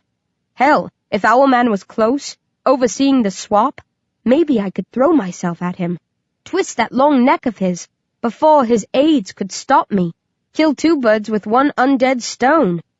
That would be a good day's work. I chuckle at the thought of taking both of the monsters down. Then I consider the plan seriously. It's unlikely that I'd be able to get to Owlman, and it's possible he'd use his hold over me to stop me from killing Dan. But if he didn't think there was a threat, if he wasn't expecting me to sacrifice myself, I'm sure Dr. Oystein wouldn't approve. The world's full of vicious killers. We'll never be able to get rid of them all. The subtraction of a single piece of scum won't make much of a difference one way or the other. Revitalizeds, on the other hand, are a very limited commodity. In his eyes, I'm far more important than a creep like Daniel Wood. He wouldn't see the child killer as being worth the price of one of his angels. But I haven't had a high opinion of myself since I came back to life. Dr. Oystein sees more in me than I ever will, and I'm the one who would have to live with the guilt every time Dan killed. Every life he claimed would be traceable back to my decision to set him free. Dr. Oystein can cope with that sort of burden. I can't.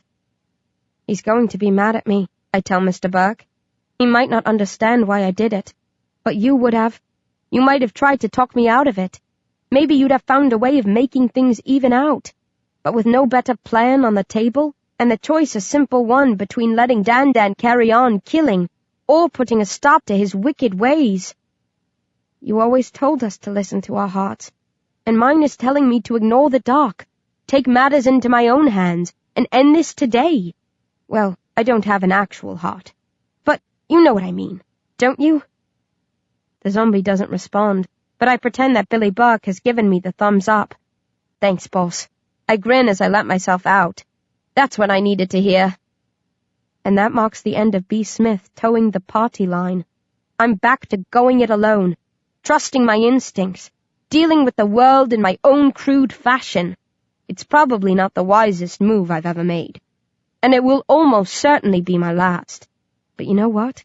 I don't care, because at least I'm taking my destiny in my hands and deciding my future. Besides, if this is such a wrong move, why do I feel so damned good about it? Watch out, Dan. Here I come. 17. I'd like to go to my room, change out of my filthy clothes, bid farewell to Ashtat and the others. They've been good friends, and I hate the thought of just cutting out on them. But they'd ask questions. They'd want to know where I was going.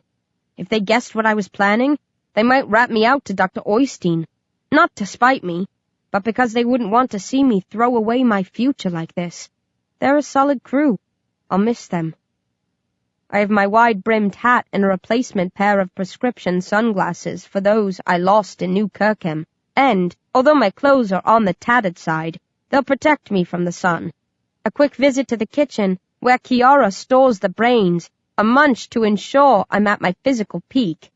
Then I'm good to go. I slip out of County Hall and head west along the Albert embankment. It's quiet. Not a single zombie on the prowl. The Thames is calm. No bodies floating past today. A lone pigeon flaps by overhead. A rare survivor. It must be one of the more cunning of its kind.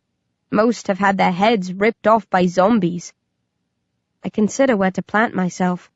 I have to hook up with Rage and his team before they get to the power station. I don't dare do it too close to Battersea, as I'm sure the others will argue with me, and it's best not to have a shouting match in front of a load of gun-toting clanners. But equally, I don't want to give Rage too much time to think about it. His first reaction will be to turn back and report me to the dock. He'll be less likely to do that if he has to make a trek. Battersea Power Station isn't that far from County Hall, an easy 3/4 of an hour hike. I'm surprised none of us swung by before and noticed all the hooded figures that had made themselves at home. Although now that I consider it, our official scouting orders always directed us away from that area. Dr. Oystein and Master Zhang weren't obvious about it. They just never sent us anywhere close. I'm sure some of the angels have passed by regardless and clocked the activity within, but they would have told the doc or Zhang, who probably asked them to keep it quiet, so as not to disturb the rest of us. In fairness to the cautious pair, I wouldn't have felt so at ease all these months knowing that our enemies were camped nearby. I decide to wait by the gleaming glass buildings of Vauxhall, more than halfway along a road called 9 Elms Lane. I choose an open area and settle down. I have to endure a longer wait than anticipated. An hour passes slowly. Another. Still no sign of them. The sun is starting to sink. I worry that they've decided to wait until morning, or, even worse, that they took a different route. I can't imagine why they would have. This is the most direct approach, but maybe Dr. Oystein told them to go a roundabout way. As I'm on the verge of deserting my post to check what's happening at the power station, I spot them, skulking towards me. I know it was them even if I wasn't expecting them. There's no mistaking Skinny Pierce in his beekeeper's hat, face hidden behind the mesh. And Connell and Rage have to be the biggest pair of teenage behemoths stalking the streets of London. Dan is between Pierce and Connell. Rage, just behind the trio. All of the angels are alert, checking the doorways and windows of every building, pausing any time a shadow flickers. Dan is silent. He doesn't look nervous, but definitely more somber than he was on our way back from New Kirkham. Connell spots me, while they're still a good distance away. He holds up a hand and they stop. I stand, take off my hat, and slowly wave it over my head. They can't see my face, but they can tell from my gesture that I'm no ordinary revivid. They have a quick confab. Then Connell comes trotting towards me. He stops when he realizes who it is. "What are you doing here?" he asks. "Working on my tan," I joke. "You're not supposed to be here. Dr. Oystein told you to stay in County Hall." "Looks like I disobeyed him," I sniff. "You gonna court-martial me?" Connell stares at me, bewildered. "Just call the others over. We can sort it out between us." Rage is furious when Connell fetches him. I've never seen him so angry, and he's someone who rarely passes for placid at the best of times. "I'm gonna kick your arse all the way back to County Hall," he snarls. "You'll have to," I tell him, "because I won't go quietly." "What the hell are you playing at? Weren't you listening to the doc? You're a threat. Owlman can turn you against us." "I don't think he will." "Think?" Rage explodes. "If you were capable of rational thought, you'd have stayed where you were told. Get out of here, Smith, before I go to town on you." "You in whose army?" I challenge him. "I'm serious," he says coldly, stepping forward, fingers clenching. "I'll beat you to within an inch of your worthless, irritating excuse for a life." "Bring it on, big boy," I retort without budging, never one to back down when put on the spot, even when faced with a foe who's packing way more muscle than me. Children, Dan murmurs behind us. "Stay out of this, fat man. I snap, giving Rage the evil eye while I wait for him to take a swing at me. Believe me, I would like nothing better than to watch the pair of you duke it out. Dan giggles. It would be a scintillating scrap, and I'm not at all sure who I'd bet on if I was to gamble, but you will draw unwanted attention. If you kick up a fuss, the undead will investigate. Not a problem for those of you who lack a heartbeat, but it would be a serious inconvenience for yours truly. We can deal with a few revivids, Rage snorts. Not if they come in their hundreds, Dan says. He's right, Pierce mutters. You can't do this here. It's too open. That's what she banked on, Connell says with disgust. I always was a clever girl, I snicker, then focus on Rage. I'm coming. No. I need to do this.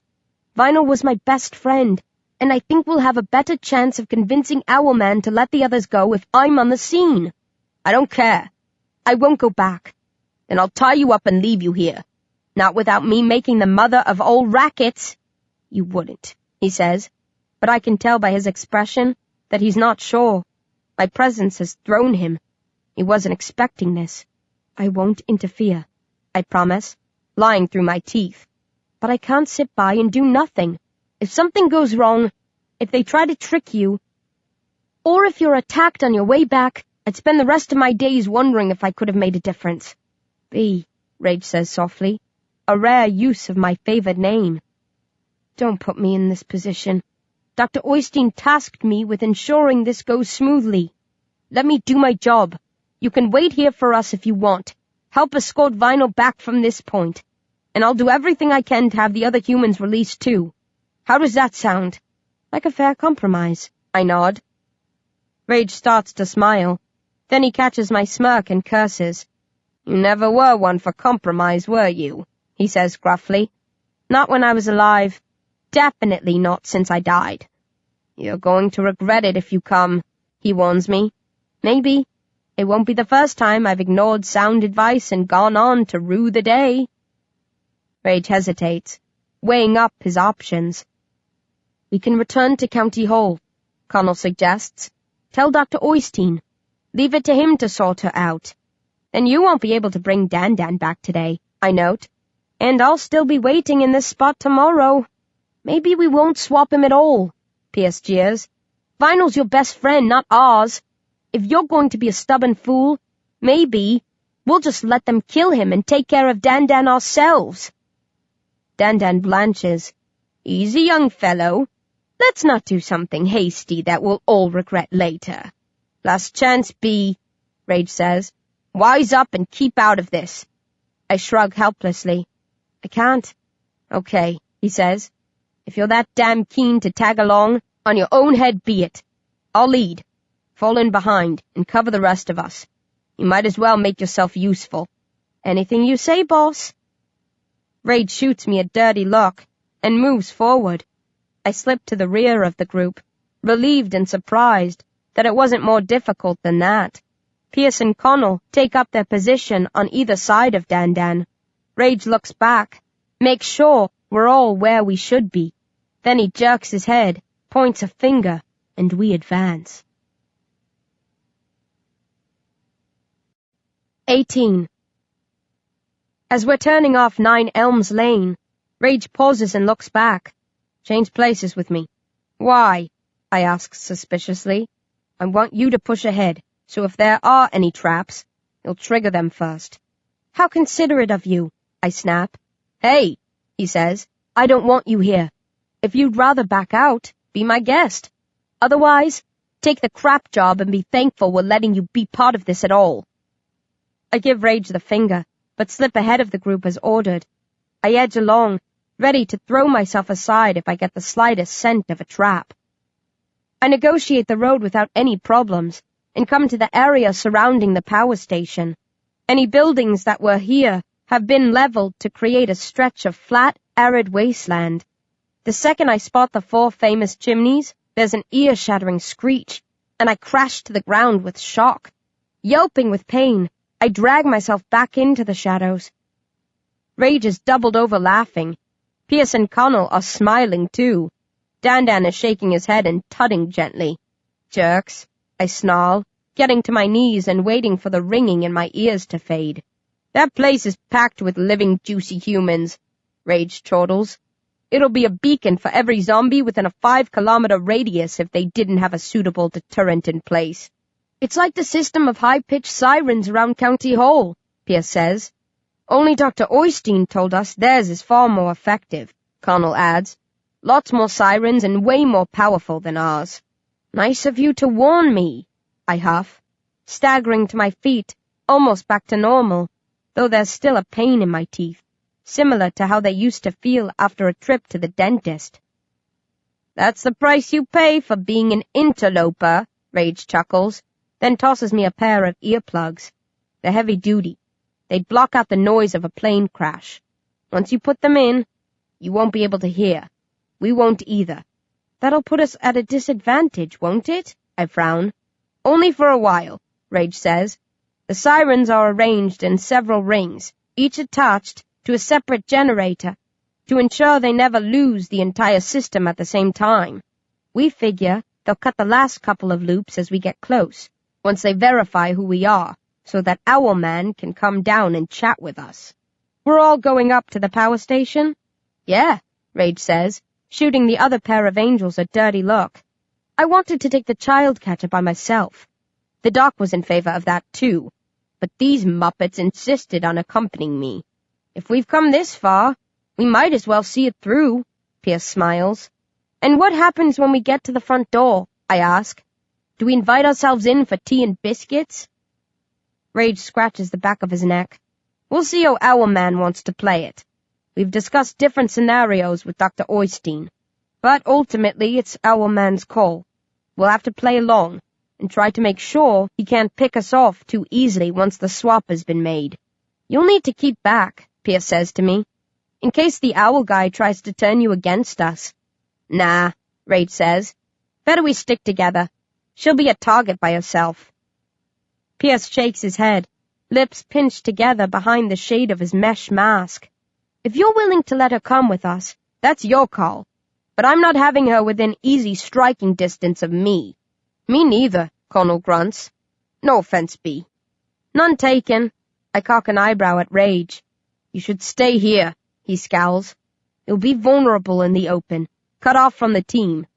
They might mistake you for a stray revivid. I can look after myself, I tell him. Okay, he mutters sourly. If you're hell-bent on sticking your neck out, don't blame me if they chop off your head. He crooks a finger at Dan. Here, little piggy, I'm going to keep you nice and close on the way in. Be careful not to scratch me, Dan says, as Rage pulls him in tight and lays a hand on his shoulder, fingers just a few centimeters from his exposed neck. I need to get myself into that position before we swap him, so that I can finish the job I came here to do. But for the moment, I'll tag along, see how things play out. You'll be fine as long as I don't stumble, Rage cackles. Right. Are there any last-minute questions? What do we do if they shoot B? Connell asks. Nothing. Leave her to rot where she falls. It'll be her own fault for sticking her nose in where it's not wanted. And if they shoot Connell or me? Pierce asks. I'll have a mass said for you, Rage snaps, then sighs. Look, this is a high-risk maneuver. They can't shoot me for fear I'd infect Dan. The rest of you will be fair game. If you cross the wasteland with me, there's a better-than-average chance that you won't be coming back. You should wait here. I'm the only one who needs to be present to negotiate. The rest of you will have nothing to do, at least until we find out how the swap is going to be handled. You're not leaving me behind, I bark. I'm coming no matter what. I wouldn't have it any other way, he rumbles. What about you guys? Do you want to wait for us here? Or are you as dumb as this stubborn bitch? Pierce and Connell share a worried look. Then Pierce rolls his eyes. If B's going along, we have to go too. Yeah, Connell agrees. We can't have a girl showing more balls than us. What a pair of modern-day knights, I laugh. Right, Rage says again, angry but resigned. If you're all determined to be a pack of martyrs, let's stick in the plugs. We'll take them out when we get to the wall. Until then, it's silent mode. I insert the earplugs.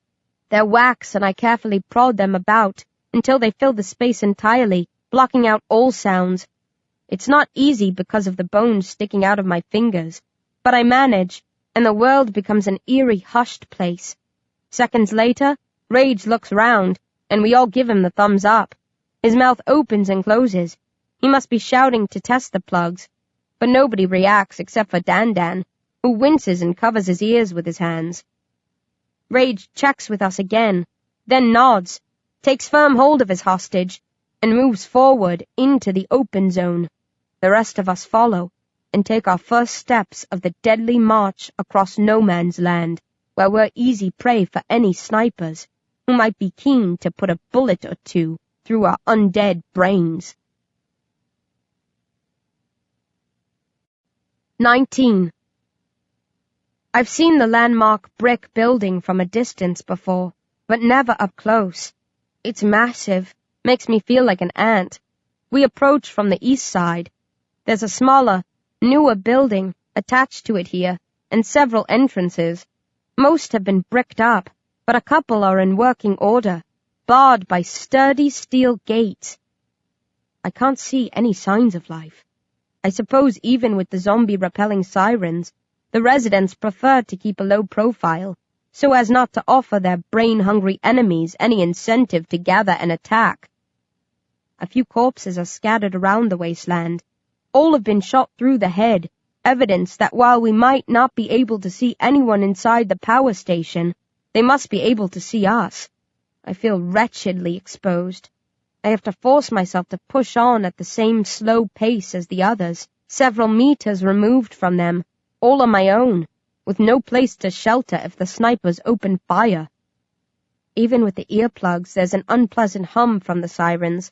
My teeth feel like they're shaking in their sockets, and there's a bowl of white-hot pain building at the back of my eyes. I want to be sick, but there's nothing inside my stomach to throw up. Trying to distract myself, I wonder how the corpses we're passing made it this far. Maybe they were deaf, and naturally immune to the invisible barrier of the sirens. That seems like the most logical answer, until I peer more closely at one of the rotting carcasses and spot a stream of dried blood and gunk on its cheek, running from its ear. At first I'm confused. Then I realize that these zombies were so desperate that they must have pierced their own eardrums and deafened themselves in order to advance. I stare at the pitiful corpse and fight back an almost overwhelming wave of grief. I don't know why this should hit me so hard, but for a moment I can't move. I stand, swaying, obsessed by the stain on the corpse's cheek, thinking of all that we have lost and done to ourselves as a people. Then I force myself to look away and continue. There's no time for pity. I'll save it for later. Not that there's probably going to be a later for me. We're almost at the power station when the buzzing from the sirens dies away. We pause and look at one another. Rage starts to remove an earplug. He eases it halfway out, waits cautiously, then slides it free. He nods to show it's okay, and we all take them out. I keep mine in the palm of my hand in case they turn the sirens on again. That wasn't so bad, was it? Dan smiles. Speak for yourself, Connell mutters, rubbing his jaw. I feel like someone's been scraping blackboards next to my head for the last 24 hours. You guys did a good job with the sirens, Rage compliments the human. Only the best for Dan and his chums, Dan chuckles.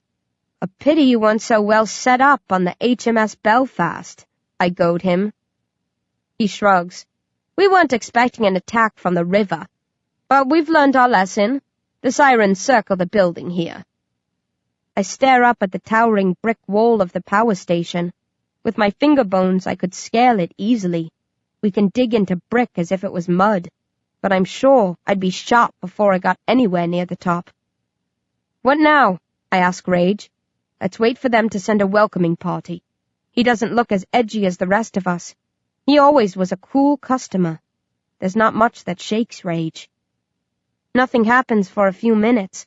I start to edge closer to the others, feeling isolated, but Pierce spots me and goes, "Nuh-uh." I scowl at him.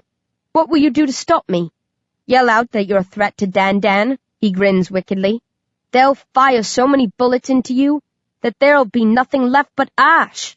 I was getting to like you, I snarl, but I've gone right off you today. That's a shame, he sniffs. A few more spine-tingling minutes pass. The hairs can't stand up on the back of my neck since I died, but even so, it feels as if every one of them has stiffened to attention. I want to make a bolt for freedom. The tension is killing me, or would be if I hadn't already been killed. Then, the gate nearest us starts to swing open. They don't have a fast release system like they had in New Kirkham, but I suppose they don't need one, given the effectiveness of the sirens. I'm expecting the Ku Klux Klan, and quite a few clanners do spill out, but there are also a lot of soldiers mixed in with them, which surprises me. I didn't think the army would grant its support to a pack of white supremacists. I suppose these might be rogue agents, but in that case, why have they kept their uniforms? The clanners and soldiers spread out and train their rifles on us. They keep their distance, hugging the wall. I can't see the faces of the hooded creeps, but the soldiers look as nervous as I feel. They don't like being out here in the open. "Hi, guys!" Dan booms. "I'm home!" Nobody responds. A few seconds later, Owlman appears, striding through the open entrance, Zacharias by his side. He's washed the dog since I last saw them. Its fur gleams, not a single bloodstain that I can see. It's panting softly and looks like a normal, huggable sheepdog. Owlman advances ahead of his troops, but stops well clear of us. He casts his gaze around and smiles. "What an odd-looking posse," he says, taking in our array of strange hats and heavy clothing. "You're no fashion model yourself," Pierce throws back. Owlman turns his attention to our hostage. "Daniel," he nods. "I'm pleased to see you again." "Likewise," Dan says. "I'll be even more pleased when you give them the boy, so that we can be rid of them. I hope you're not planning any nasty surprises. I don't care about their friend. I just want to get to my room so that I can relax, summon my darlings, and forget all about this ordeal." "No need to worry," Owlman assures him. "We have everything in hand." "Vinyl's okay?" I shout. "We have taken excellent care of him," Owlman says. "And the others? I want you to set them free too. You said you'd try. You gave me your word." "I remember," Owlman murmurs. "I have already broached the subject with my colleagues, and they are open to negotiation. This will be a stress-free procedure. First, we need to agree on a format for the swap. I'm sure you have some suggestions. I have a few ideas too. We'll discuss them out here until we're happy. Then, Vinyl will be fetched by our good friend Coley. Maybe the rest of the New Kirkham gang too, depending on how things go. And the trade can be made." I squint at him from behind my sunglasses. I'm always suspicious when things sound too good to be true, but Owlman looks like he's telling the truth. Nobody's trying to sneak up behind us, and he hasn't sought to use me against the others.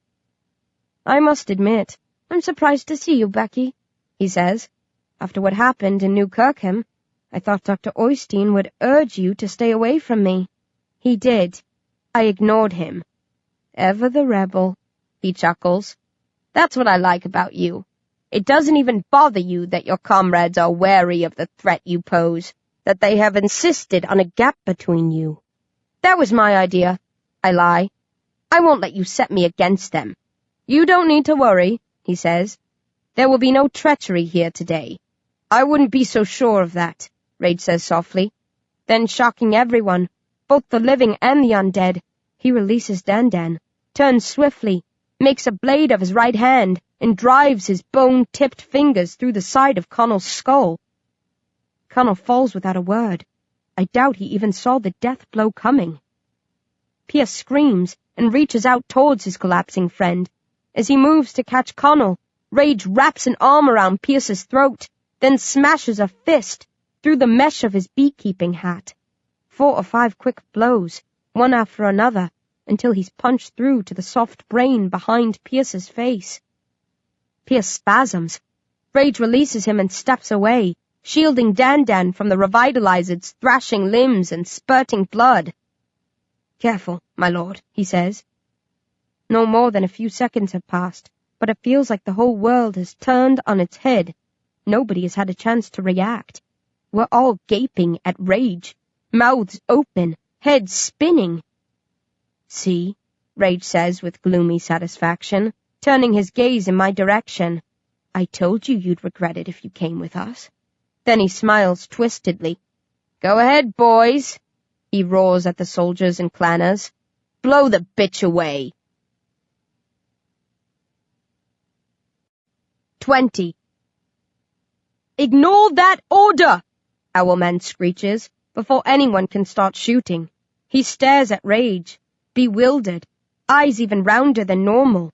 "What the hell is going on?" "I'm switching sides," Rage says smugly. Dan made me an offer I couldn't refuse." "I thought you weren't interested in my riches," Dan gasps. "Everyone has their price," Rage says. "I got interested when you started talking about a villa on a private island. I can see myself enjoying a long retirement somewhere hot and sandy, with a bevy of servants to wait on me."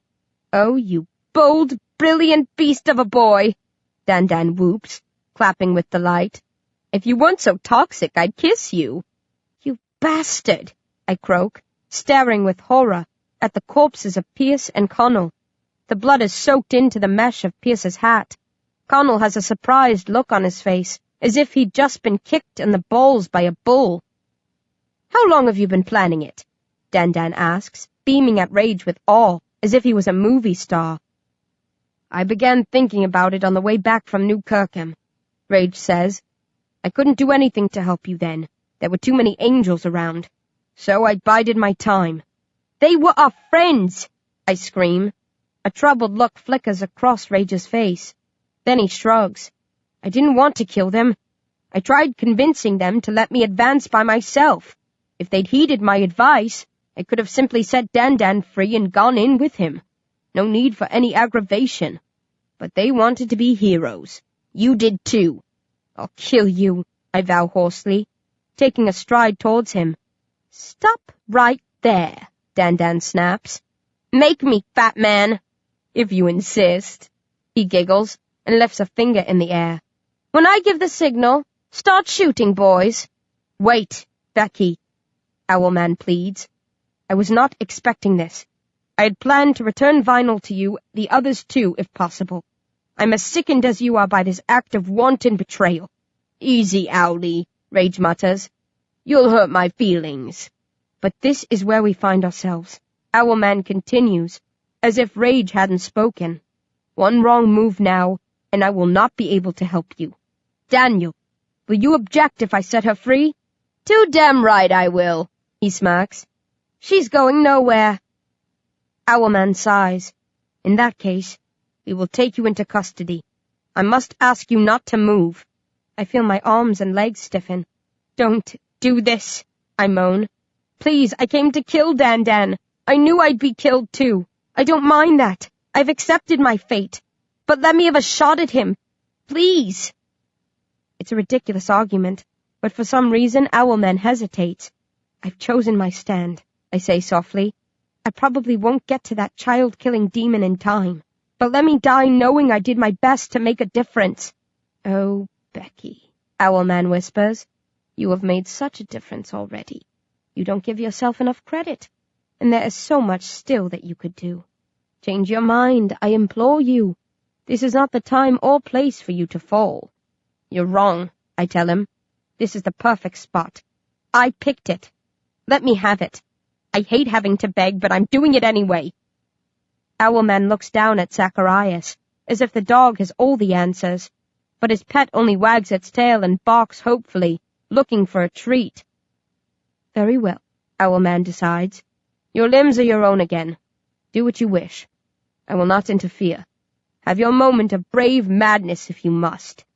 "You can't be serious," Dan howls. Owlman shrugs. "You will kill her anyway if I spare her." "Yes," the child catcher thunders. "In my time, on my terms." "No," Owlman snaps. "I will not have her tortured at your hands. Let your men kill her cleanly and quickly, before she can rip into you. Otherwise I will demand her release, and you and I will clash." Dan mutters something beneath his breath, then makes a face. "Very well. Let her race against the bullet. See if I care." He stands straight and sticks out his tongue. "Come then, little girl. Come to Dan. Let's see what you're made of." "You better hope they don't miss, big boy," I sneer, taking off my sunglasses and hat, setting them by my feet, leaving them behind to serve as a memorial until the wind blows them away. I square up to Dan and flex my fingers. I'm grinning. I'm about to die, but I don't care. At least I'm going in style. "On the count of 3, fellas," I call to the marksmen, lined up against the wall. "No cheating. 1, 2, 3. "Wait!" someone bellows, and one of the hooded creeps breaks rank and lurches towards me. "What now?" Dan groans, rolling his eyes. I don't know what the clan is playing at, but this is a sweet, unexpected distraction. I ready myself to make use of it. "No, Becky!" the man roars. I don't recognize his voice, which is muffled by the material of his hood, but I pause, disturbed by the fact that he knows my name. Is this one of Dr. Oystein's spies?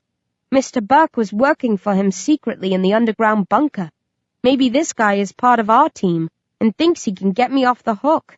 I'm sure he can't, but figure I might as well give him a few seconds to make his pitch. He's put his life on the line, blowing his cover like this, so he deserves a chance to have his say. The clanner comes to a halt, a few steps short of me, and stares, eyes wide behind the slits in his hood. He's panting hard. "What's up, wacko?" I snicker. "Ignore this lunatic," Dan shouts. "Shoot the pair of them." "No," the man yells.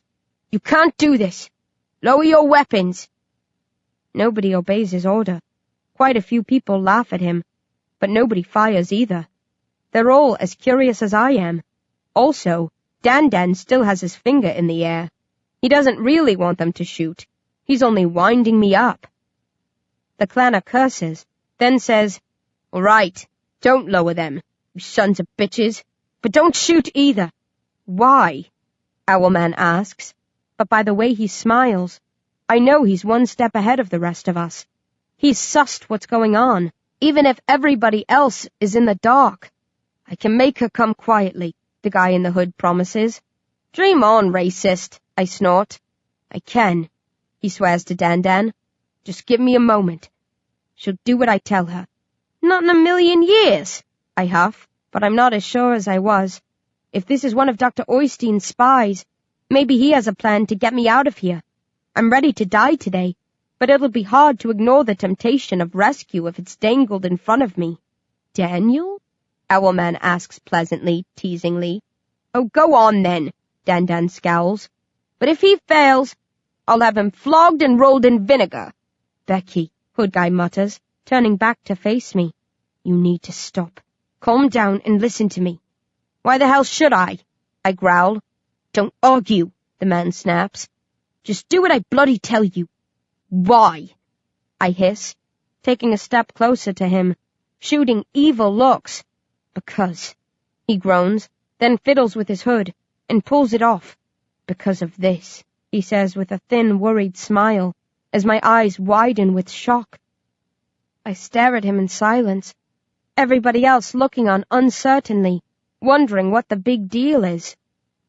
"Well," the man says, laughing shakily, "aren't you going to say anything?" I can only think of one response to that question. One word echoes through my brain, which has become a furious whirlwind of images, memories, and emotions. So, in a small, scared voice, I whisper it, hesitantly, as if it's the first word I've ever spoken, which, many years ago, when I was a baby, it probably was. 21. Dad? To be continued. Ready to sink your teeth into more of Darren Shan's chilling Zom-B series?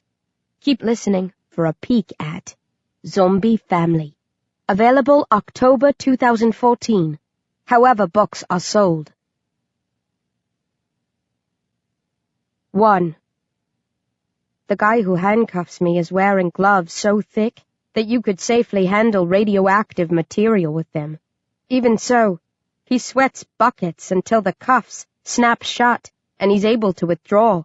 He knows I'm undead, and one tiny scratch from me is all it would take to end his life. Meek as a lamb, I let myself be led inside the converted power station. I'm in total shock. I've thought about Dad and Mum often since I recovered my senses, wondered what happened to them, if they got out of London, if they were alive or dead.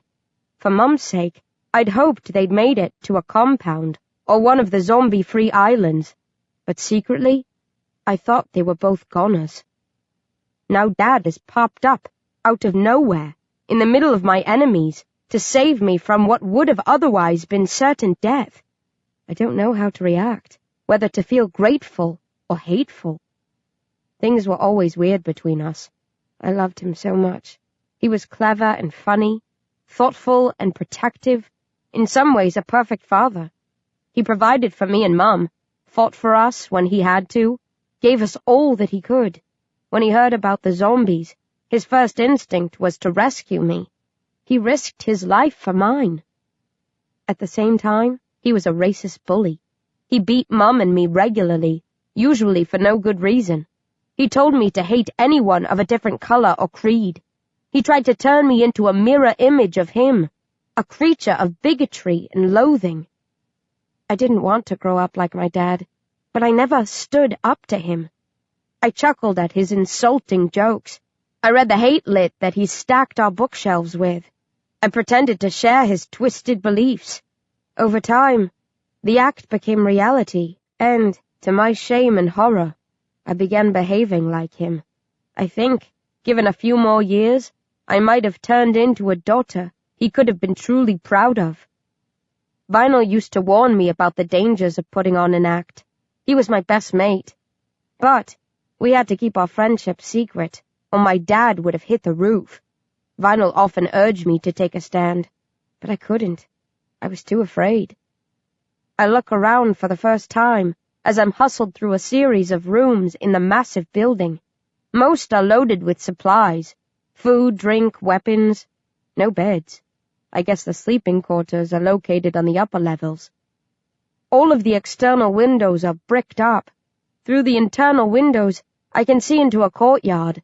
Glimpses of cages and hundreds of blacks, Arabs, and Asians huddled together miserably, soldiers and hooded clanners, keeping watch over their prisoners. My dad's marching beside me. He looks at me every so often and smiles. His fingers twitch, and I know he wants to reach out and hug me, or at least stroke my hair. But then he clocks the hole in my chest, where my heart should be, green moss growing thickly around it, and he reminds himself that he can never touch me again. Dan is on my other side. He's beaming like a child at Christmas. He keeps shaking his head and giggling. He wanted to bring me in, torture me, experiment on me, and treat me to a long, slow, drawn-out death. Owlman wouldn't play ball. When I begged him to let me die with dignity rather than be taken into custody, he insisted on a swift execution. Dad's unexpected appearance changed all that. I surrendered instead of fighting to the death. I think Owlman saw that as a chance to save me. For some bizarre reason, he doesn't want me dead, but Dan does, and, as far as that filthy child killer is concerned, he has me where he wants me, under his wing, at his mercy, ripe for the plucking. I can't see Owlman, but I can hear the clatter of his dog's paws on the floor behind me, so I'm guessing he's back there with Zacharias, his mutant hound. I'm betting rages with him, but I don't want to think about that backstabbing bastard, so I deliberately tune him out of my thoughts. We enter the courtyard, and I squint against the sunlight. If there was a roof over this place before, it's been removed, leaving the yard open to the elements. I left my hat and glasses outside. I didn't think I need them anymore when I took them off. Now, I wish I'd paused to pick them up. The light is blinding for a zombie like me. Are you uncomfortable? Poor little dead girl, Dan simpers. Would you like me to fetch a hat for you? Or call Coley and borrow a pair of his oh-so-trendy shades? All I want you to do, fat man, I growl, is stick your head up your arse and eat yourself from the inside out. What a delightfully horrible thing to say, Dan cries, clapping his hands in admiration. You raised a real beast, Tom. Todd, Dad corrects him quietly. He winces at having to speak back. He was always subdued around powerful people. I was expecting a stench from the cages, but the air is thick with the smell of disinfectant. I spot teams of cleaners scrubbing down the ground around the prisoners. Then I remember that humans can't afford to leave a mess. Waste attracts flies and other insects, which can spread the Zom-B gene. The people in the cages don't pay much attention to me, but the soldiers and clanners are fascinated. They follow my every footstep. Some call out insults, but most just watch warily. I'm led across the courtyard and into the structure on the opposite side. I glance up at the famous chimneys before I pass into the gloom. They're an impressive sight. I wonder if this is the last time I'll ever see them. Then we're marching through another series of rooms. The walls here have been reinforced, with metal sheets bolted into place. The doors are thick steel. We stop at one that is locked, and a soldier hurries to open it. He steps out of the way and nods for me to enter. Wait a minute, somebody calls out before I step in, and a figure from my past comes strolling towards me. Josh Masoglia, I sneer. Why am I not surprised? Josh is smiling. The soldier looks as handsome and well-groomed as he did back in the underground complex, where he was the boss, along with a scientist called Dr. Cerberus. His charms were always lost on me. I never had much time for pretty boys. But Kathy, a fellow Zom-head, used to go weak at the knees whenever he walked into a room, and I think most girls would be the same. It's been a long time, Becky, he greets me. Not long enough, I grunt. As charming as ever, he grins, coming to a stop a meter from me. He's dressed in his army uniform and is clean-shaven, reeking of what was no doubt an expensive cologne, back when money meant something. He looks over my head, and his face darkens. I guess he's spotted Rage. No need to say anything, Rage says brightly. I can tell you're overwhelmed to see me again. That was a strange scene outside, Josh murmurs distastefully. It takes a special breed of person to turn on his own without even a flicker of guilt. What can I say? Rage laughs. I was born blessed. Josh's eyes are hard, but he leaves it there and returns his attention to me. He studies my wrists, cuffed behind my back. I can have those removed if you promise to behave. Like hell you will, Dan barks. She'd go for us in the blink of an eye. Not me, I say sweetly. I'm a good girl. I am. Then I gnash my teeth at Josh and make a growling noise. Josh shrugs. Have it your way. I just wanted to help. You don't have to do anything for me, I tell him, stepping into the room and facing the door, waiting for it to slam shut. I don't need creature comforts, just a coffin when Dan's done with me. Oh, I don't think that will be necessary, Dan purrs as the door starts to swing closed. There won't be enough left to warrant a coffin by the time I'm finished. He blows me a kiss. Sweet dreams, my darling. The passing days, crystal clear lake always stays.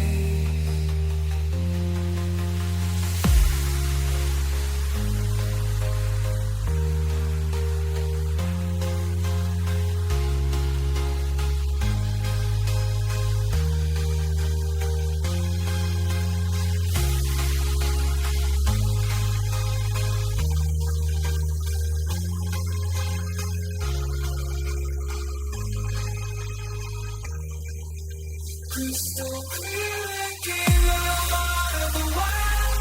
Pure and refreshing, peaceful and mild. We tranquil waves in the mirror of light.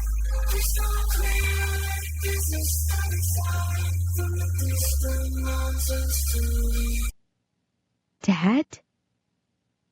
To be continued. Ready to sink your teeth into more of Darren Shan's chilling Zom-B series?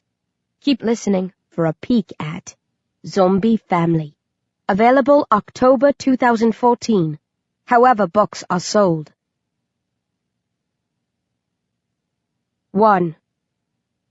The guy who handcuffs me is wearing gloves so thick that you could safely handle radioactive material with them.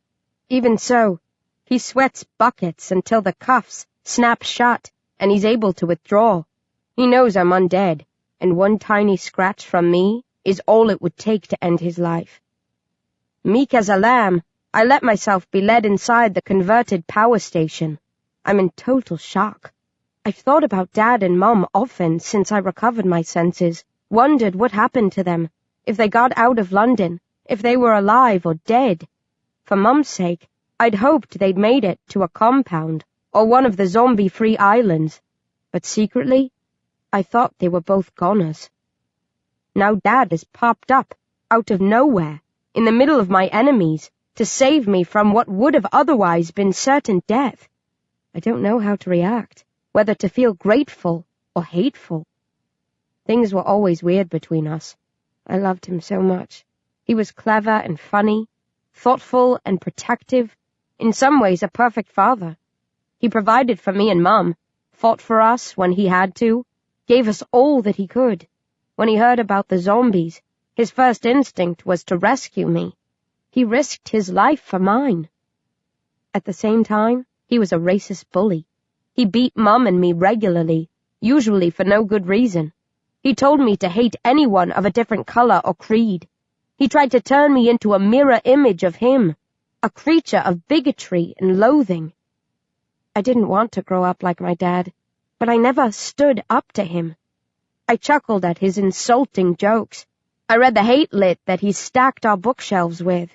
I pretended to share his twisted beliefs.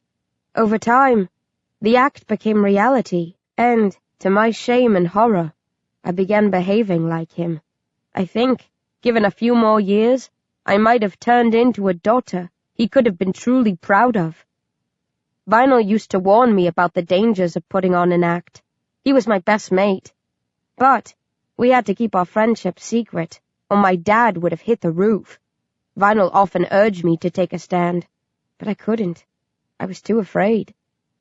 I look around for the first time as I'm hustled through a series of rooms in the massive building. Most are loaded with supplies, food, drink, weapons. No beds.